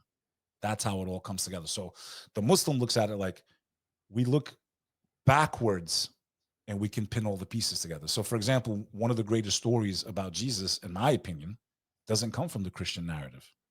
Not mainstream Christianity, but it comes from the Quran. It's an amazing story. And I think it would have to be accurate. Even as a Christian, you'd have to say there's no way that this story is not true. And I'll tell you real quickly. So we should be looking at what we have in common. Not, if we want to look at what we don't have in common, then they're, like right now, it's funny. They're just lumping all Christianity together. We're all Christians. No, you're not. Catholics and Protestants murdered each other for hundreds of years. 4 to 8 million. Did you both believe in Jesus? Which side were the terrorists? You see what I'm saying? Meanwhile, in my opinion, none of that was Christian-like. But then they won't give the same fairness and judgment when it comes to Islam. You see what I'm saying? They want to judge Islam, but they won't look in the mirror. When I say none of these people were following Christianity or Islam, they want to talk about how the Prophet Muhammad was a peace be upon him. Okay, cool. Let's just say you're right for argument's sake. Are you calling out the church too? Are you calling out the 700,000 children since 1940s that we know about? 700,000 cases? Are you calling out the Anglican Church, the bishop? We're talking about the clergy at the highest levels here. We're not talking about just regular, right? We're talking about the clergy. So unless you're calling them out too, shut the up. Hey, Beck, can I ask you, this is going to sound stupid. What is the significance of the Prophet Muhammad to Muslims, and also the story about Jesus when you get to it? How it goes. So we believe because of that betrayal to Christ, because he wasn't sent for the whole world when he came the first time. He was sent to get the Israelites back on the path of God. We know this because in the Bible, he says he had a Canaanite woman come up to him, "Please help me, my son's possessed." "Woman, I have only come for the lost sheep of Israel." When he comes back, he's coming for the whole world. That's when he's coming for the whole world. He's also told his disciples when he sends them out to go do miracles, he allows them to do these miracles, but he's like, "This is for the Jews right now. Don't talk to the Gentiles. Don't talk to anybody else there. It's for the Jews. They're going to hear. They'll probably be mad, but then come back." We're going over this. Doesn't he become, she shows such humility that he does heal her son. Yeah. So it's like when a Muslim puts on their glasses and looks at the Bible, we do believe the Bible is a book of God, but we believe that some of it has been altered. And we can prove this very easily. Book of Moses. If Moses wrote the Old Testament with his own hands, how could Moses have written about his own death and how old he was? You can't. Right? So we know that God's word is in the Bible. And God says in the Quran, yes, you can speak to your Christians, you can look at their scriptures, but woe to those who changed my book. We believe that's why they were conquered by the Babylonians. They started changing the Torah and God cast them back into slavery for that. That's why he sent Jesus Christ to bring the gospel. But the gospel was not left preserved during his lifetime. It was written 40 to 325 years after his death. Then you have people like the Ebionites who didn't believe Jesus was God. Some of the earliest followers of Jesus did not believe he was divine. They believed he was a prophet and that he was the Messiah. For 325 years, the early Christians fought over it. That's why they had the Council of Nicaea. They couldn't agree for 325 years if he was divine or not. So these are historical facts. Forget what you care about religion, leave Islam out of it. These are historical facts. And who spread his religion? Pagans, not the Israelites, pagans. Where all this came from? Paul. Paul wrote 29% of the Bible. Who was Paul? A man that was hunting down and massacring Christians. He sees a vision on the road to Damascus. So I guess he's a prophet. Then if Jesus spoke to him directly, then he should be called the prophet. Paul, not the apostle. A vision that he only saw. That's like if I'm a Nazi and I'm hunting down Jews, and on the road to Berlin, as I'm wiping out Jews, all of a sudden I see a vision of Hitler. He pops up and says, you're going to pass this book now. This is a man that never met Jesus Christ in real life. That's where all this other stuff comes from based on the Muslim perspective. But here's my point. We believe that Jesus Christ will return. When he comes back, let him tell us who was right or wrong. Why do we need to be enemies? Why the do Christians and Muslims need to be enemies when they both believe in Jesus Christ? And as I mentioned earlier, even Christian denominations, did they not wipe each other out for centuries in Europe? Yes or no? The Huguenots, the Protestants. Look at the way the English treated the Irish and the Scottish. Both Christian, no? Right now you have Orthodox Ukraine fighting Orthodox Russia. Are they Orthodox? Are they following their own religion? Explain that to me. That's what I'm saying. This is hypocrisy. It's bullshit. And that's not what Orthodoxy treats. I have a lot of respect for the Orthodox Church. So when I point these things out, I get so much hatred. But they don't like it when you push back. They don't like when you push back. What is the story in the Quran about Jesus? His mother has her own chapter. His mother has her own chapter. It's called Mary. And in the tradition of Islam, when you ask Christians, what was the first miracle of Jesus? He turned wine into water. So I guess God came down to make sure we could all get drunk because alcohol is so good for society. You know how many people have lost alcohol? You think alcohol is a good thing? Pull up your AA map right now. Pull up your AA app, Alcohol's Anonymous app, and look at how many meetings are going on just in your neighborhood. How many people, your fellow human beings, are struggling with alcohol. I bet you everyone watching this knows at least 1 or 2 people that are dead today because of alcohol or destroyed their lives or their marriage. I guess God's first miracle was he came down and I'm going to make sure you guys get drunk. I'm going to turn water into wine. You know what the first miracle of Jesus Christ was in the religion of his mother was pregnant. She was a virgin. We believe she was a virgin, just like the Christians. We believe she was a virgin, untouched by any man. She was impregnated by the word of God. And because she was pregnant, she was under lock and key. Because the law of the Old Testament was if you commit adultery, you're stoned to death. So while she's pregnant with Jesus Christ, the Messiah, peace and blessings be upon him and her, the most important woman in the faith of Islam. But they'll never tell you that in the news. What does she do? When it comes time to deliver Christ, she goes into the wilderness. The Quran describes her as scraping the bark off of a palm tree. That's how much pain she was in. And God commanded her, when you go back to the town, whether it was Bethlehem or wherever it was, when you go back to the town, you will not speak to anybody.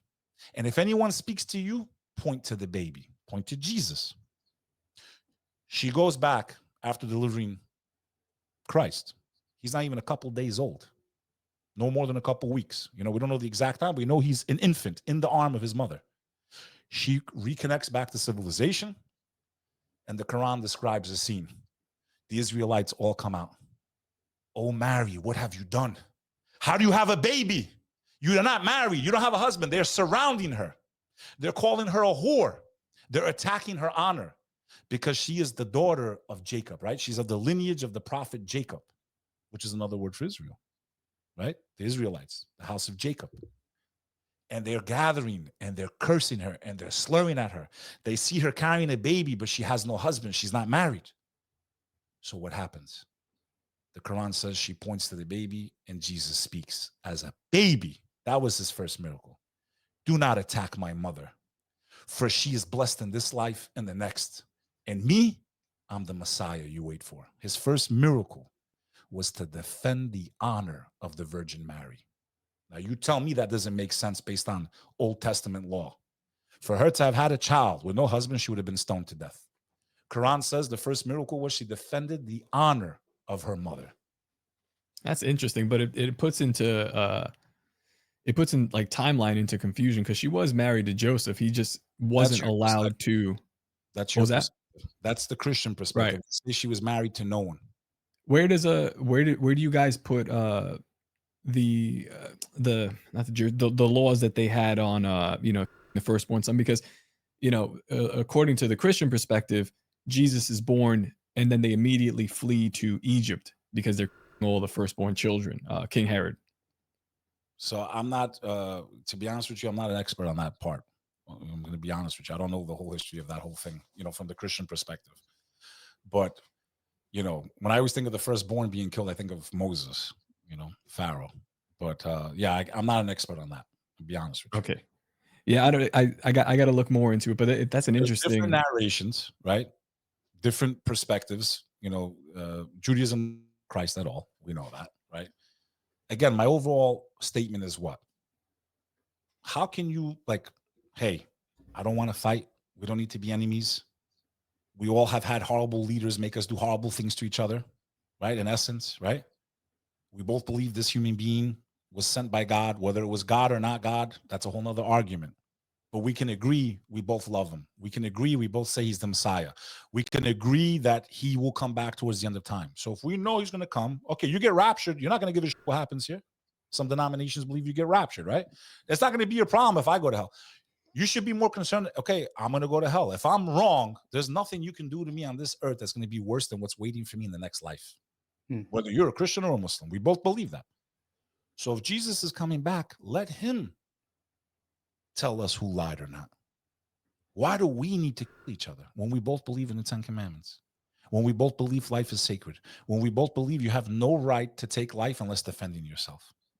Why do we need to be enemies? Please explain to me what's so hateful about this. Why I get so much hatred from just one simple logical thing. We both believe in Christ. We both believe he's going to come back. When he comes back, let him tell us. He can tell us. Let the master tell us. Simple. There you go. Half the world's united now. We don't have to accept each other's beliefs. Well, Fair enough. I don't have to go and believe what you believe. I'll pray the way I pray. I chose my path. I'm going to pay the price. At least I chose my path. I don't come from a religious family. No one taught me my faith. I chose this faith on my own. My family was actually against me, believe it or not. Oh, why are you going into Islam? Oh, you're becoming like this. You're becoming like these terrorists. My own family. Okay? So you think I'm surprised when uneducated people attack me? I was getting attacked by my own family. So it doesn't hurt me when strangers do it. It hurt when I was an 8th grader and a 9th grader, and my family was questioning why I was becoming so spiritual and why, because I found peace in it, brother. I loved it. So I'm not surprised at the masses and the way they spit all this hatred. But if I was so full of hatred, my family was massacred by the Orthodox Christian Serbs. Massacred. I never once in my entire life ever blamed Christianity. And I can't get the same respect as a Muslim because some psycho does some. There's videos of the Serbs being blessed by monks before they went into Srebrenica and these places and massacred unarmed men and children, women in camps, bro. The worst atrocities since World War II. Yet you never heard, I've never heard a single Bosnian Muslim to this day ever say it's because of Christianity. Christianity taught them this. They're on camera being blessed, bro, by monks. You never heard the Muslims say it's because Christianity taught you that. Shame on Christians that look at us the other way when the same thing happens to us and we don't blame their religion. I never blamed Christianity for what happened to my family. That's what you call hypocrisy. Well, Hypocrisy. let me just say, I think one of the main hinge points, obviously, between Christianity and Islam is going to be the belief in Jesus Christ, well, the belief of the sacrifice. And in Christianity, what that should grow into for the congregation or the people that believe it is the idea of forgiveness, because that's what this all hinges upon. It's upon God coming down as himself in flesh, being the ultimate sacrifice for forgiveness of all mankind.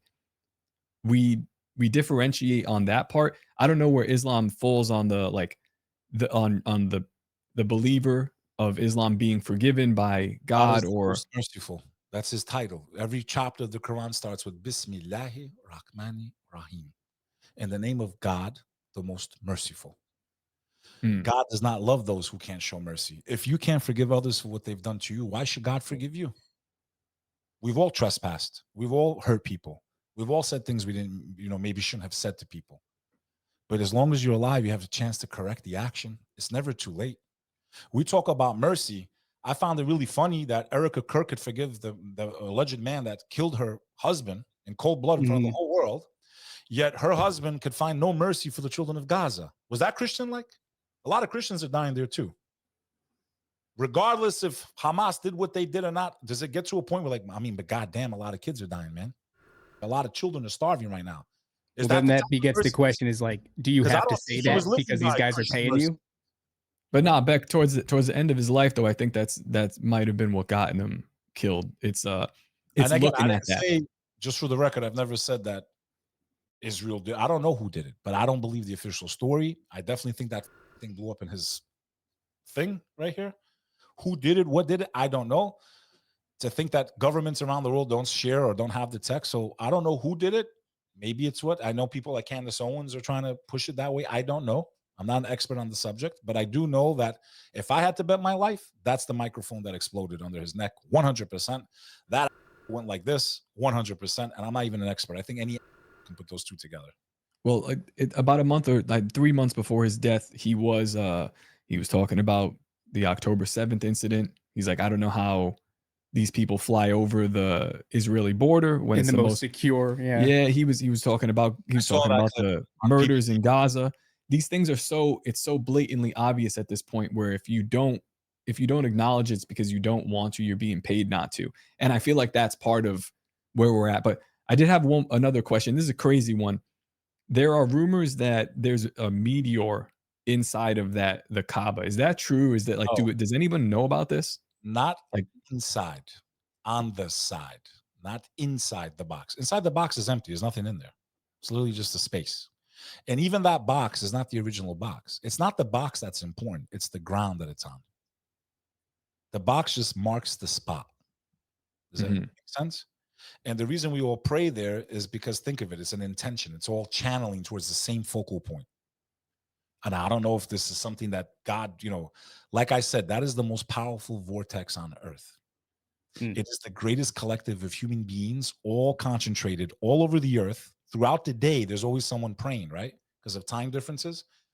So throughout the world, as the earth is rotating, everyone, that adheres to this faith, 1/5 of the world is all channeling in the same direction, worshiping the God of Abraham, right? The box is not important. It's the space below it. It's the ground. We believe that's where. And supposedly even Abraham's footprint is there, preserved, supposedly. The meteorite, the Muslims believe, fell from the heavens as a sign to humanity that heaven's real. So we know it's not from earth. No, we don't pray to it. We don't pray to Muhammad. We don't, never once in life. Now, there might be some deviated sects, I don't know, but mainstream Islam. Sure. None of us are going, oh, Muhammad, help me. Oh, no, we pray for Muhammad. We don't pray to Muhammad. We pray for him. God bless him. God bless his family. We don't pray to him. Where Christians might pray to saints, and then they're an intermediary between them and God.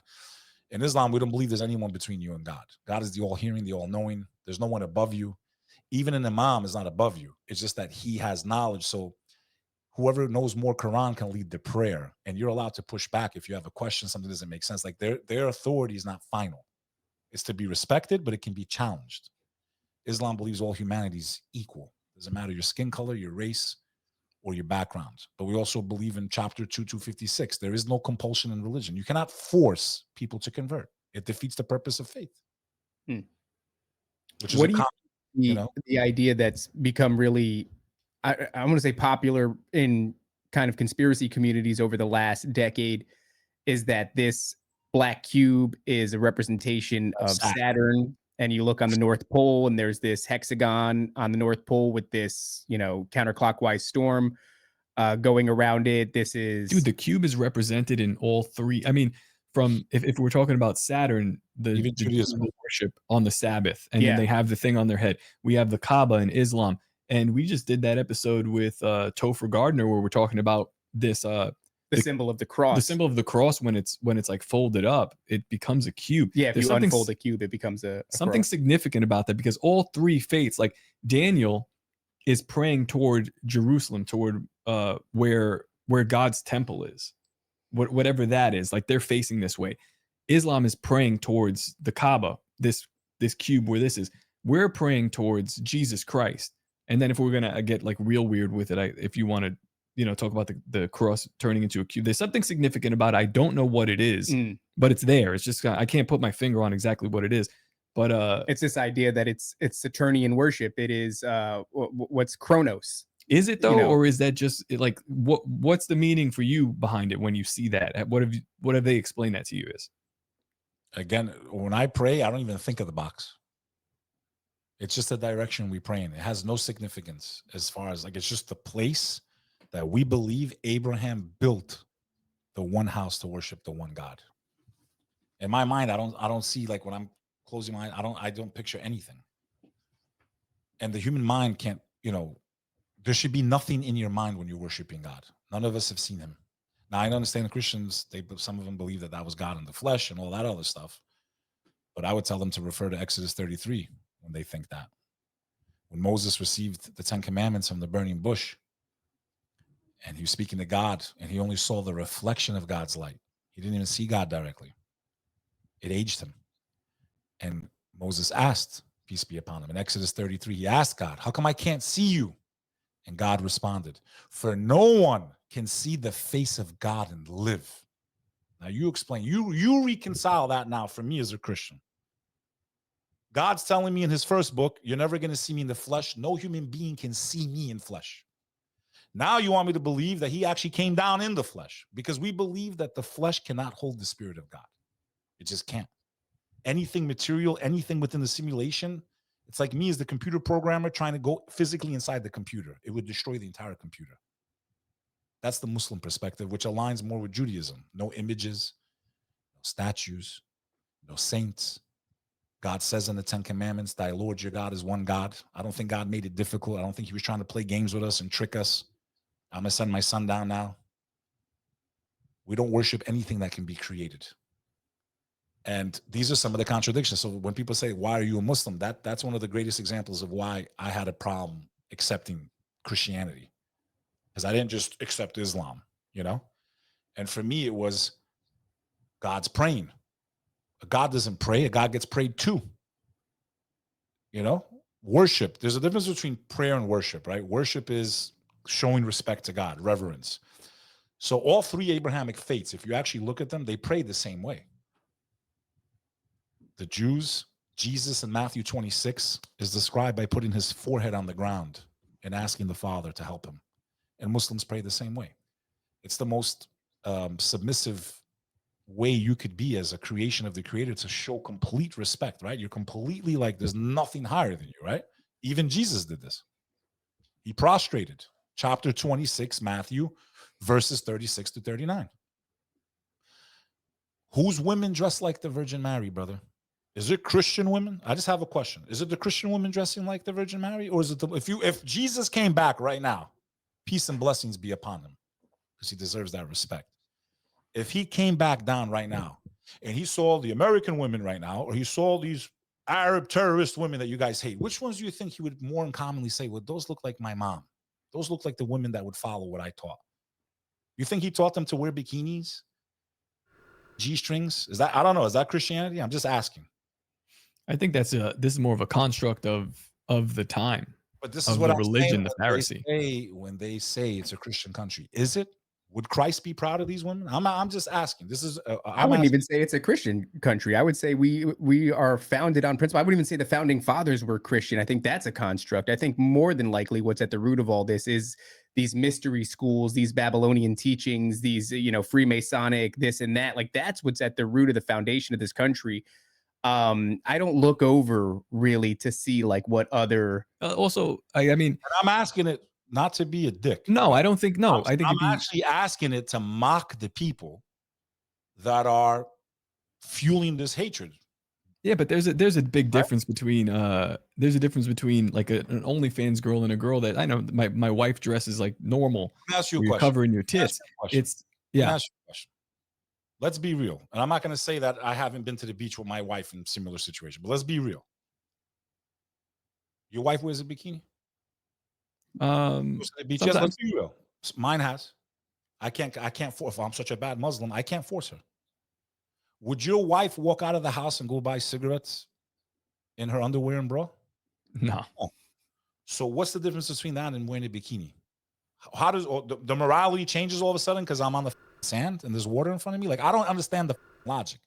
To me, this is the mockery that we all do with all of our faiths. None of us are following what these masters brought us. And if you want to see the results of lust, you're living in it right now. You're living in a generation of Irina Zarutska. Why she lose her life? 90% fatherless homes, children born out of lust. Deadly sins have deadly repercussions. 65%, 70% of children are born out of the sacred matrimony of marriage, which all three faiths believe in this country more than anywhere. And we are feeling the rage of these.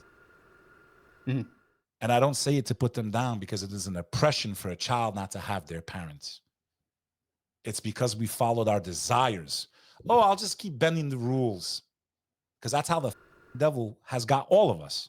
He doesn't get you overnight. People forget that in this country, before the sexual revolution, women were modest. Women dressed modestly. Imagine women are more naked than men today. It's insane to me. If you put on the glasses of the past, they're walking around butt naked. In New York City, they're walking around with their nipples exposed, brother. Oh, yeah. They're butt naked in the streets. Man, a couple of times a year, they just blow each other in the streets. Adultery doesn't start with the physical act. It starts with looking. And you can't want what you can't see. But if you think that, oh, it's no big deal, as soon as the sexual revolution started, the bikinis came out, the mini skirts, the divorce rate went just like this. Boom. Television started with the Brady Bunch. Here's a story of a lovely lady. Beautiful television. Now what does TV show you? Two guys going like this, going at it. Because that's how the devil gets you. Because if they would have put that on television 50 years ago, they would have burned the studio down to the ground. When I Dream of Jeannie came out, you remember the I Dream of Jeannie, the show? Yeah, she had a little midriff showing. Just showing her belly button started a national scandal. Now, we could look back from today's day and point and say, well, they were old-fashioned. Or we could say, no, that's how far off the reservation we've gone with morality and spirituality as Christians, Muslims, and Jews. Do you think it's a slippery slope? Because in that same argument could be applied to homosexuality. Yeah. I mean, you name it. Well, it's like these people that were like, oh, if you let the gays get married, they're going to come for the kids. And we used to say, that's not true. What are you talking about? Now, all of a sudden, they're coming for the kids. That's how the devil gets you. Or like Al Pacino said, which I had the pleasure of meeting him, as he said in the movie Devil's Advocate, look, but don't touch. Touch, but don't taste, right? It doesn't get you in one. Slowly. Boiling frog, right? That's how the devil. What do you think the elites learned this from? They learned it from their master. That's their master. Yeah, it's a long game. Yeah, he's got time. In front of those statues in Bohemian Grove. That's who's teaching them this tactic. Sorry for my cursing, but I'm a New Yorker. And I know I make mistakes, and none of us are perfect. And if my worst sin is cursing, I hope God forgives me, because it is a sin. No, actually, listen, man, you're using language to express. In Islam, the punishment for cursing is you got to cut your tongue off in the next life. Every time you cursed, God forgive me. You got no tongue left. For the record. How many tongues you got left, bro? Well, all right, I want to ask you something that's a little bit. We got to get him out of here. So we got to respect his time. It's just I'm having a good. So let me ask him this then, before we ask him the final question. Okay, all right. What are your thoughts on what the Jinn are? Oh, and also, what do you think about the idea of the Nephilim? Good question. So, first of all, I no offense to these people, okay? Just no offense to them. Some of them, they've been planted. The Federation of the Galadian, like, bro. Oh yeah, all that gay. Yeah. Where the did all those words come from, bro? Come on, bro. Come on, bro. About the Galactic Federation, the Palladians. They're coming, Anunnaki, the Billy Carson, and these. I told about Billy Carson. I was on the Danny Jones and Julian Dory. Those are huge podcasts. You know that. Yeah. Okay, you're talking top 0.5%, not even top 0.1% of all podcasts. Okay, I called him out way before Wes Huff did, bro. But so do we. Yeah, we did it ended up calling him out. Yeah, we were on Luke Rukowski's show, and they go, he's like, ask a question for the next guest, and I was like, who's the next guest? And Billy Carson. And I was like, I don't know who that is. Funny, he was right behind me on one show, and I didn't know it, because if I knew, I would have stayed. You hung out. that dude is. Yeah, that's kind of how it worked. He was the next guest up. Yeah, we asked him about Jesus. We said, why do alien, like why does the phenomenon of aliens? The Aleister Crowley generation type. Yes, he is 100%. 100%. Okay, the episode I did is New Age Prophets. I also did this with David Nino Rodriguez. He's a reborn Christian, former heavyweight boxing champion of the world. I love having these conversations with my Christian brothers and sisters. I know sometimes I can come off a little aggressive, but you try being a Muslim for the last 30 years and listening to the bullshit. A little rough for you. Nah, Beck, I like your style, dog. You remind me of home. It's fun. No, it's just like, are you serious, dude? Like, and people that have no knowledge, like none, zero. There's nothing more dangerous than somebody that knows nothing that thinks they know something. Oh yeah. Okay, that's like, imagine going into war. The guy's like, yeah, I know what we're gonna do. And, you know, you're following this. On this show, I everything I say, I temper with I'm retarded. I don't know everything I learn. I find out that I don't know. The more that I learn, the more that I find out that I don't. You're a first Muslim guest. We're like a couple hundred episodes. Was in. it 400 episodes in or something like that? Yeah. So. Yo, so send us some more Muslim people. We'll talk to them. We got Islamophobes. Send us some Muslims. Send your people. Yeah, send so anyway, aliens. No, not aliens. We need Jinn. We need Jinn, and we need Nephilim. Well, he said aliens faking gay. Aliens are faking gay. We know that. So you know one of my viral clips is aliens. There are no aliens. Look in the mirror. You want to see an alien? If you believe in God, you're from the Abrahamic faiths. Look in the mirror. We're the ones that were cast down. We know that the devil species was on this earth long before humanity. And we know that this species had free will. Now, Christians say fallen angels. Muslim perspective is different. We don't believe in fallen angels. We don't believe angels. Angels have a form of free will, but they don't have like the desires of human beings. They're different from us. They're made from light. So they have free will, but it's not the same almost as ours, right? I don't think they have the desires that a human being does, you know? But the jinn, or the demonic realm, as I call it, right? The species of Lucifer, as you guys call them in English. A'udhu billah. May he be far from us. What was that? That's the thing. He's rebuking him, dog. He's rebuking him. They whisper, brother. They do telepathy. Okay. Yep. If you look at the way they explain aliens, it's everything the demonic realm does. It's all telepathy. The jinn are specifically told that they shapeshift. We know that the devil shapeshifted amongst the children of Cain to teach them how to make music. Okay? After the first murder was committed on earth. We know that they can travel faster than the speed of light because we learned this from the prophet Solomon, peace be upon him. That's why the occult was so obsessed with Solomon, peace be upon him, because he was a righteous prophet. And Christians, from the Christian perspective, and I believe even some form of the Jewish perspective, they believe that he actually ended up falling in and doing witchcraft. No, he didn't. From the Muslim perspective, prophets of God never intentionally did anything that would sell their soul. Well, that's the opposite. So the opposite is the Kabbalistic Jewish perspective is they do write about him controlling the demons. Yes. The Christian perspective is he was the most powerful genius dude, but he got mixed up with some weird stuff. Yeah. So with us, God says in the Quran, he did not perform the arts. You guys think he did? He did not. He did not sell his soul. He never committed black magic. Okay, black magic has been around for a long time. If anybody wants a shortcut to what's going on in the world, go study the life of Aleister Crowley and Jack Parsons, and you're going to put the rest of the pieces together. That's the piece you're missing. You want to understand how we got here, these people, the technology, rocket ships going up? It all goes back to these guys performing black magic, starting in the pyramids of Giza, worshiping, in my opinion, the demonic realm, also known as the Jinn. That's why many of these ancient societies, like the ancient Egyptians and the Amazonians, the Mayans and the Aztecs, why so many of their hieroglyphics are the same is because the demonic realm always attacked humanity the same way throughout time. If it worked once, I'm going to do it again and again and again. So they would inspire human beings to worship them and the same types of gods. And when you do black magic, you sacrifice and you do things that are so against the creator, like the homosexual magic, sex magic, sacrificing to these deities. The worse you can do it, the more power you can get for them, or knowledge. Knowledge. I don't find it a coincidence that Jack Parsons, the father of modern rocketry, was a disciple of Aleister Crowley, one of the most evil people probably in the history of Earth, sees a vision where a being comes to him named Belial Dajjal. Dajjal is the Arabic word for Antichrist, by the way. Okay. He says this in his own words.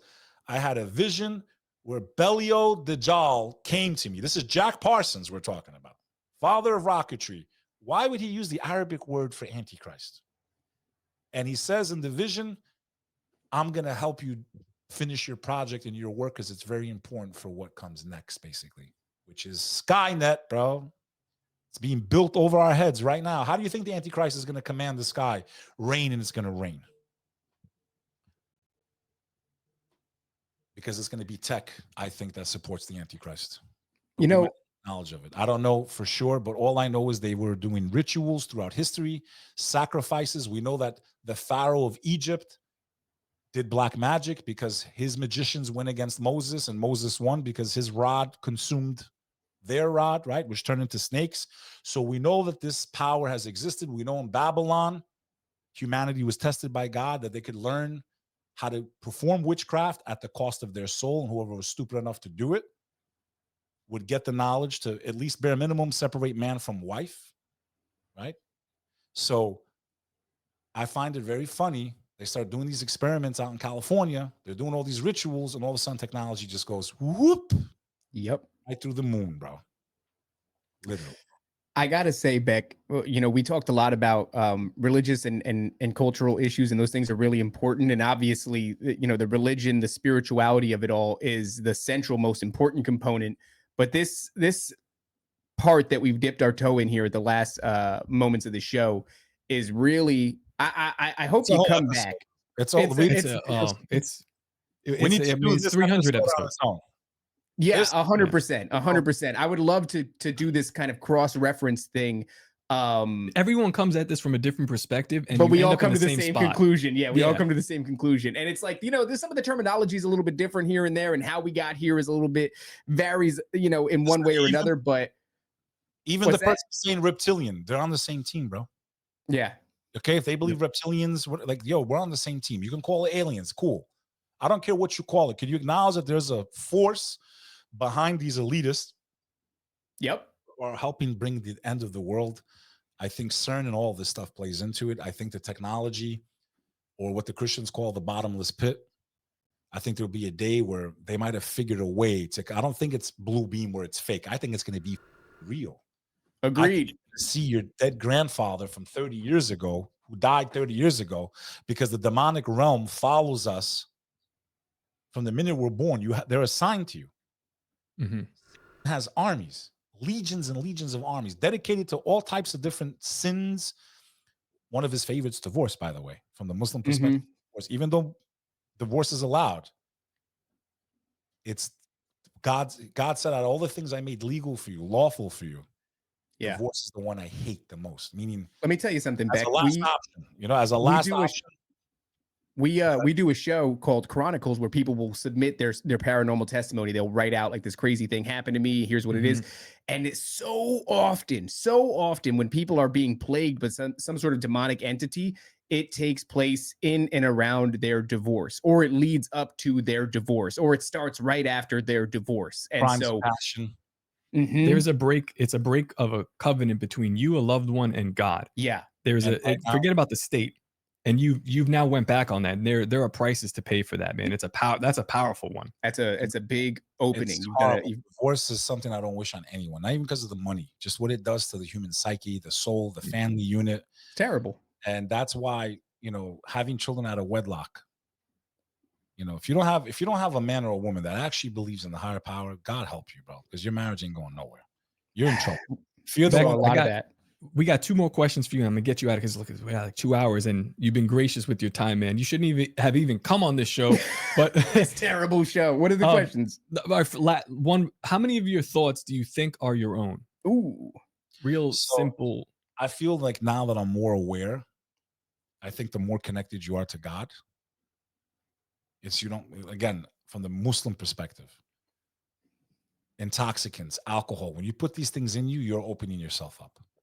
Yeah. Okay. I know it's fun, bro. Listen, I was in nightlife for 20 years. Okay. I stopped drinking 14 years ago. But when you're spiritually in tune, you can like almost feel it when it's not you. Like your face, you can actually feel. I don't know how to explain it, man. I felt that on drugs. Yeah. And listen, your alter ego comes forward. Yeah. And you'll notice that the same type of thought keeps attacking you for a while. Same, like you just can't get out of your mind. That's them, bro. That's them. because they whisper into the hearts of mankind. They whisper. They follow us. They know what makes us tick. They listen to our conversations. Do you understand? Mm. They follow us. And they share the communication with each other. Do you understand? So they attack us with what non-believers would call telepathy, right? Planting these thoughts. They don't make you do it, but they make you think that you want to do it, right? Yep. Dude, if you're ever interested, man, I mean, we got some gravy for you, whether it's like the telepathy tapes. We got some gravy for you on the telepathy dude, tapes. I mean, you have no idea how deep and technical. It's almost a direct line that we Are can you familiar point with through. those, by the way, the telepathy tapes? It's like a big podcast. Joe Rogan popularized it. Basically, they take nonverbal autistic children and they realize that they have telepathic powers. And that's basically what they're presenting to the public. It's gone hugely viral and it is incredibly misleading. And we've got some good research on it. But yeah, man, everything you're saying is spot on. I almost wish we would have dove into this started first, with that, but no, we needed to listen. I thought this whole episode was going to be just about this topic. But okay, it's first time on. I enjoyed myself. All right. Fair enough. Nice. Oh, that's our last question, Beck. Before you jump the gun, don't jump the gun. David, you got to ask a question. Okay, all right, Beck, this is something that we ask everybody. I'm not asking you in the context of this show. I'm asking you in the context of your broader explorations, life, the things that you're pursuing. Are you having fun? Since 2019. I mean, has it been an adventure? And did I almost get jumped in LA the other day just because I share my opinion? Like, my life's in danger. It really is. I just got my first dose of that. Am I having fun? Yeah, I'm having a blast right now. It's been great. I'm worried about the end of the world coming right now. I'm worried about this country plunging into civil war. I'm worried about, I'm worried about being rounded up like the Japanese in World War II. I'm watching what's going on in the UK, the digital ID. I'm watching humanity fight for its existence, bro, for its freedom. You know what? It's been exhilarating. I love that. Is there something wrong with us? What's wrong with us, I Beck? feel the same way. I'm like, everything's crumbling, but I'm like, I feel great. I do believe in these bloodlines, man. Like, my great-grandfather and my great-great-grandfather, his statue stands all over Albania. And he was a warrior, and he fought. He led he led his men. It was like 20, 30,000. He died in battle. He was like he was like the Braveheart of Albania, literally. And my family died for freedom in 1998. And I was born and raised in America and what it's supposed to stand for. And I know, because of all my life, everything I've seen and what my family lived through in communism and what it is to live in a place where you can't say a word, or they were scared to even talk inside their houses, and none of this technology even existed. Can you imagine? They were scared to talk in communist Albania inside their own home at night, and none of this technology existed. That's crazy. Right? We're too stupid to feel that way. So knowing how my family was then put into camps, the ones that couldn't get out, what they suffered for 40 years. My grandfather didn't know if his family was still alive. And my great-grandfather was put into a prison for 28 years just because he was a teacher, bro. He was just a teacher in a rural village, bro. 28 years in a gulag. Hearing their stories and seeing also what my family went through, I would rather be dead than lose these Bill of Rights, this Constitution that we're supposed to have. A life without freedom is not worth having. And I've already made peace with the fact that I might not be here much longer. And once you've made peace with that, you get your power, bro. Yep. That's it, man. It's hard. People live in fear, and I know it's a lot to be afraid of. I think being aware and trying to navigate it is one thing, but being oppressed by the feeling of constant fear to the point where you're stifled, to the point where you're frozen, is not. You're gonna die anyway. You're gonna die anyway. Exactly. You're gonna die anyway. Being old in your homes for this one chance. Hey, you know what though? Oh, that's to make my blood, like as a kid, bro, listening to the Braveheart speech. For one chance. Just one chance to tell our enemies. That's it, man. Yo, listen, say what you mean. Say what you mean right now. Tomorrow's promise to nobody. Beck, tell these people where they could find you. And I hope we could talk again. This is great. Yeah, love to have you back. Let them know where they can find you, and we'll get you out of here. Right there, bro. BekLover.com, bro. Pray for me, man. Listen, pray for me. Even if you think I'm going to hell, I'm screwed, and whatever, I'm evil, Muslim, whatever. Just pray for me, man.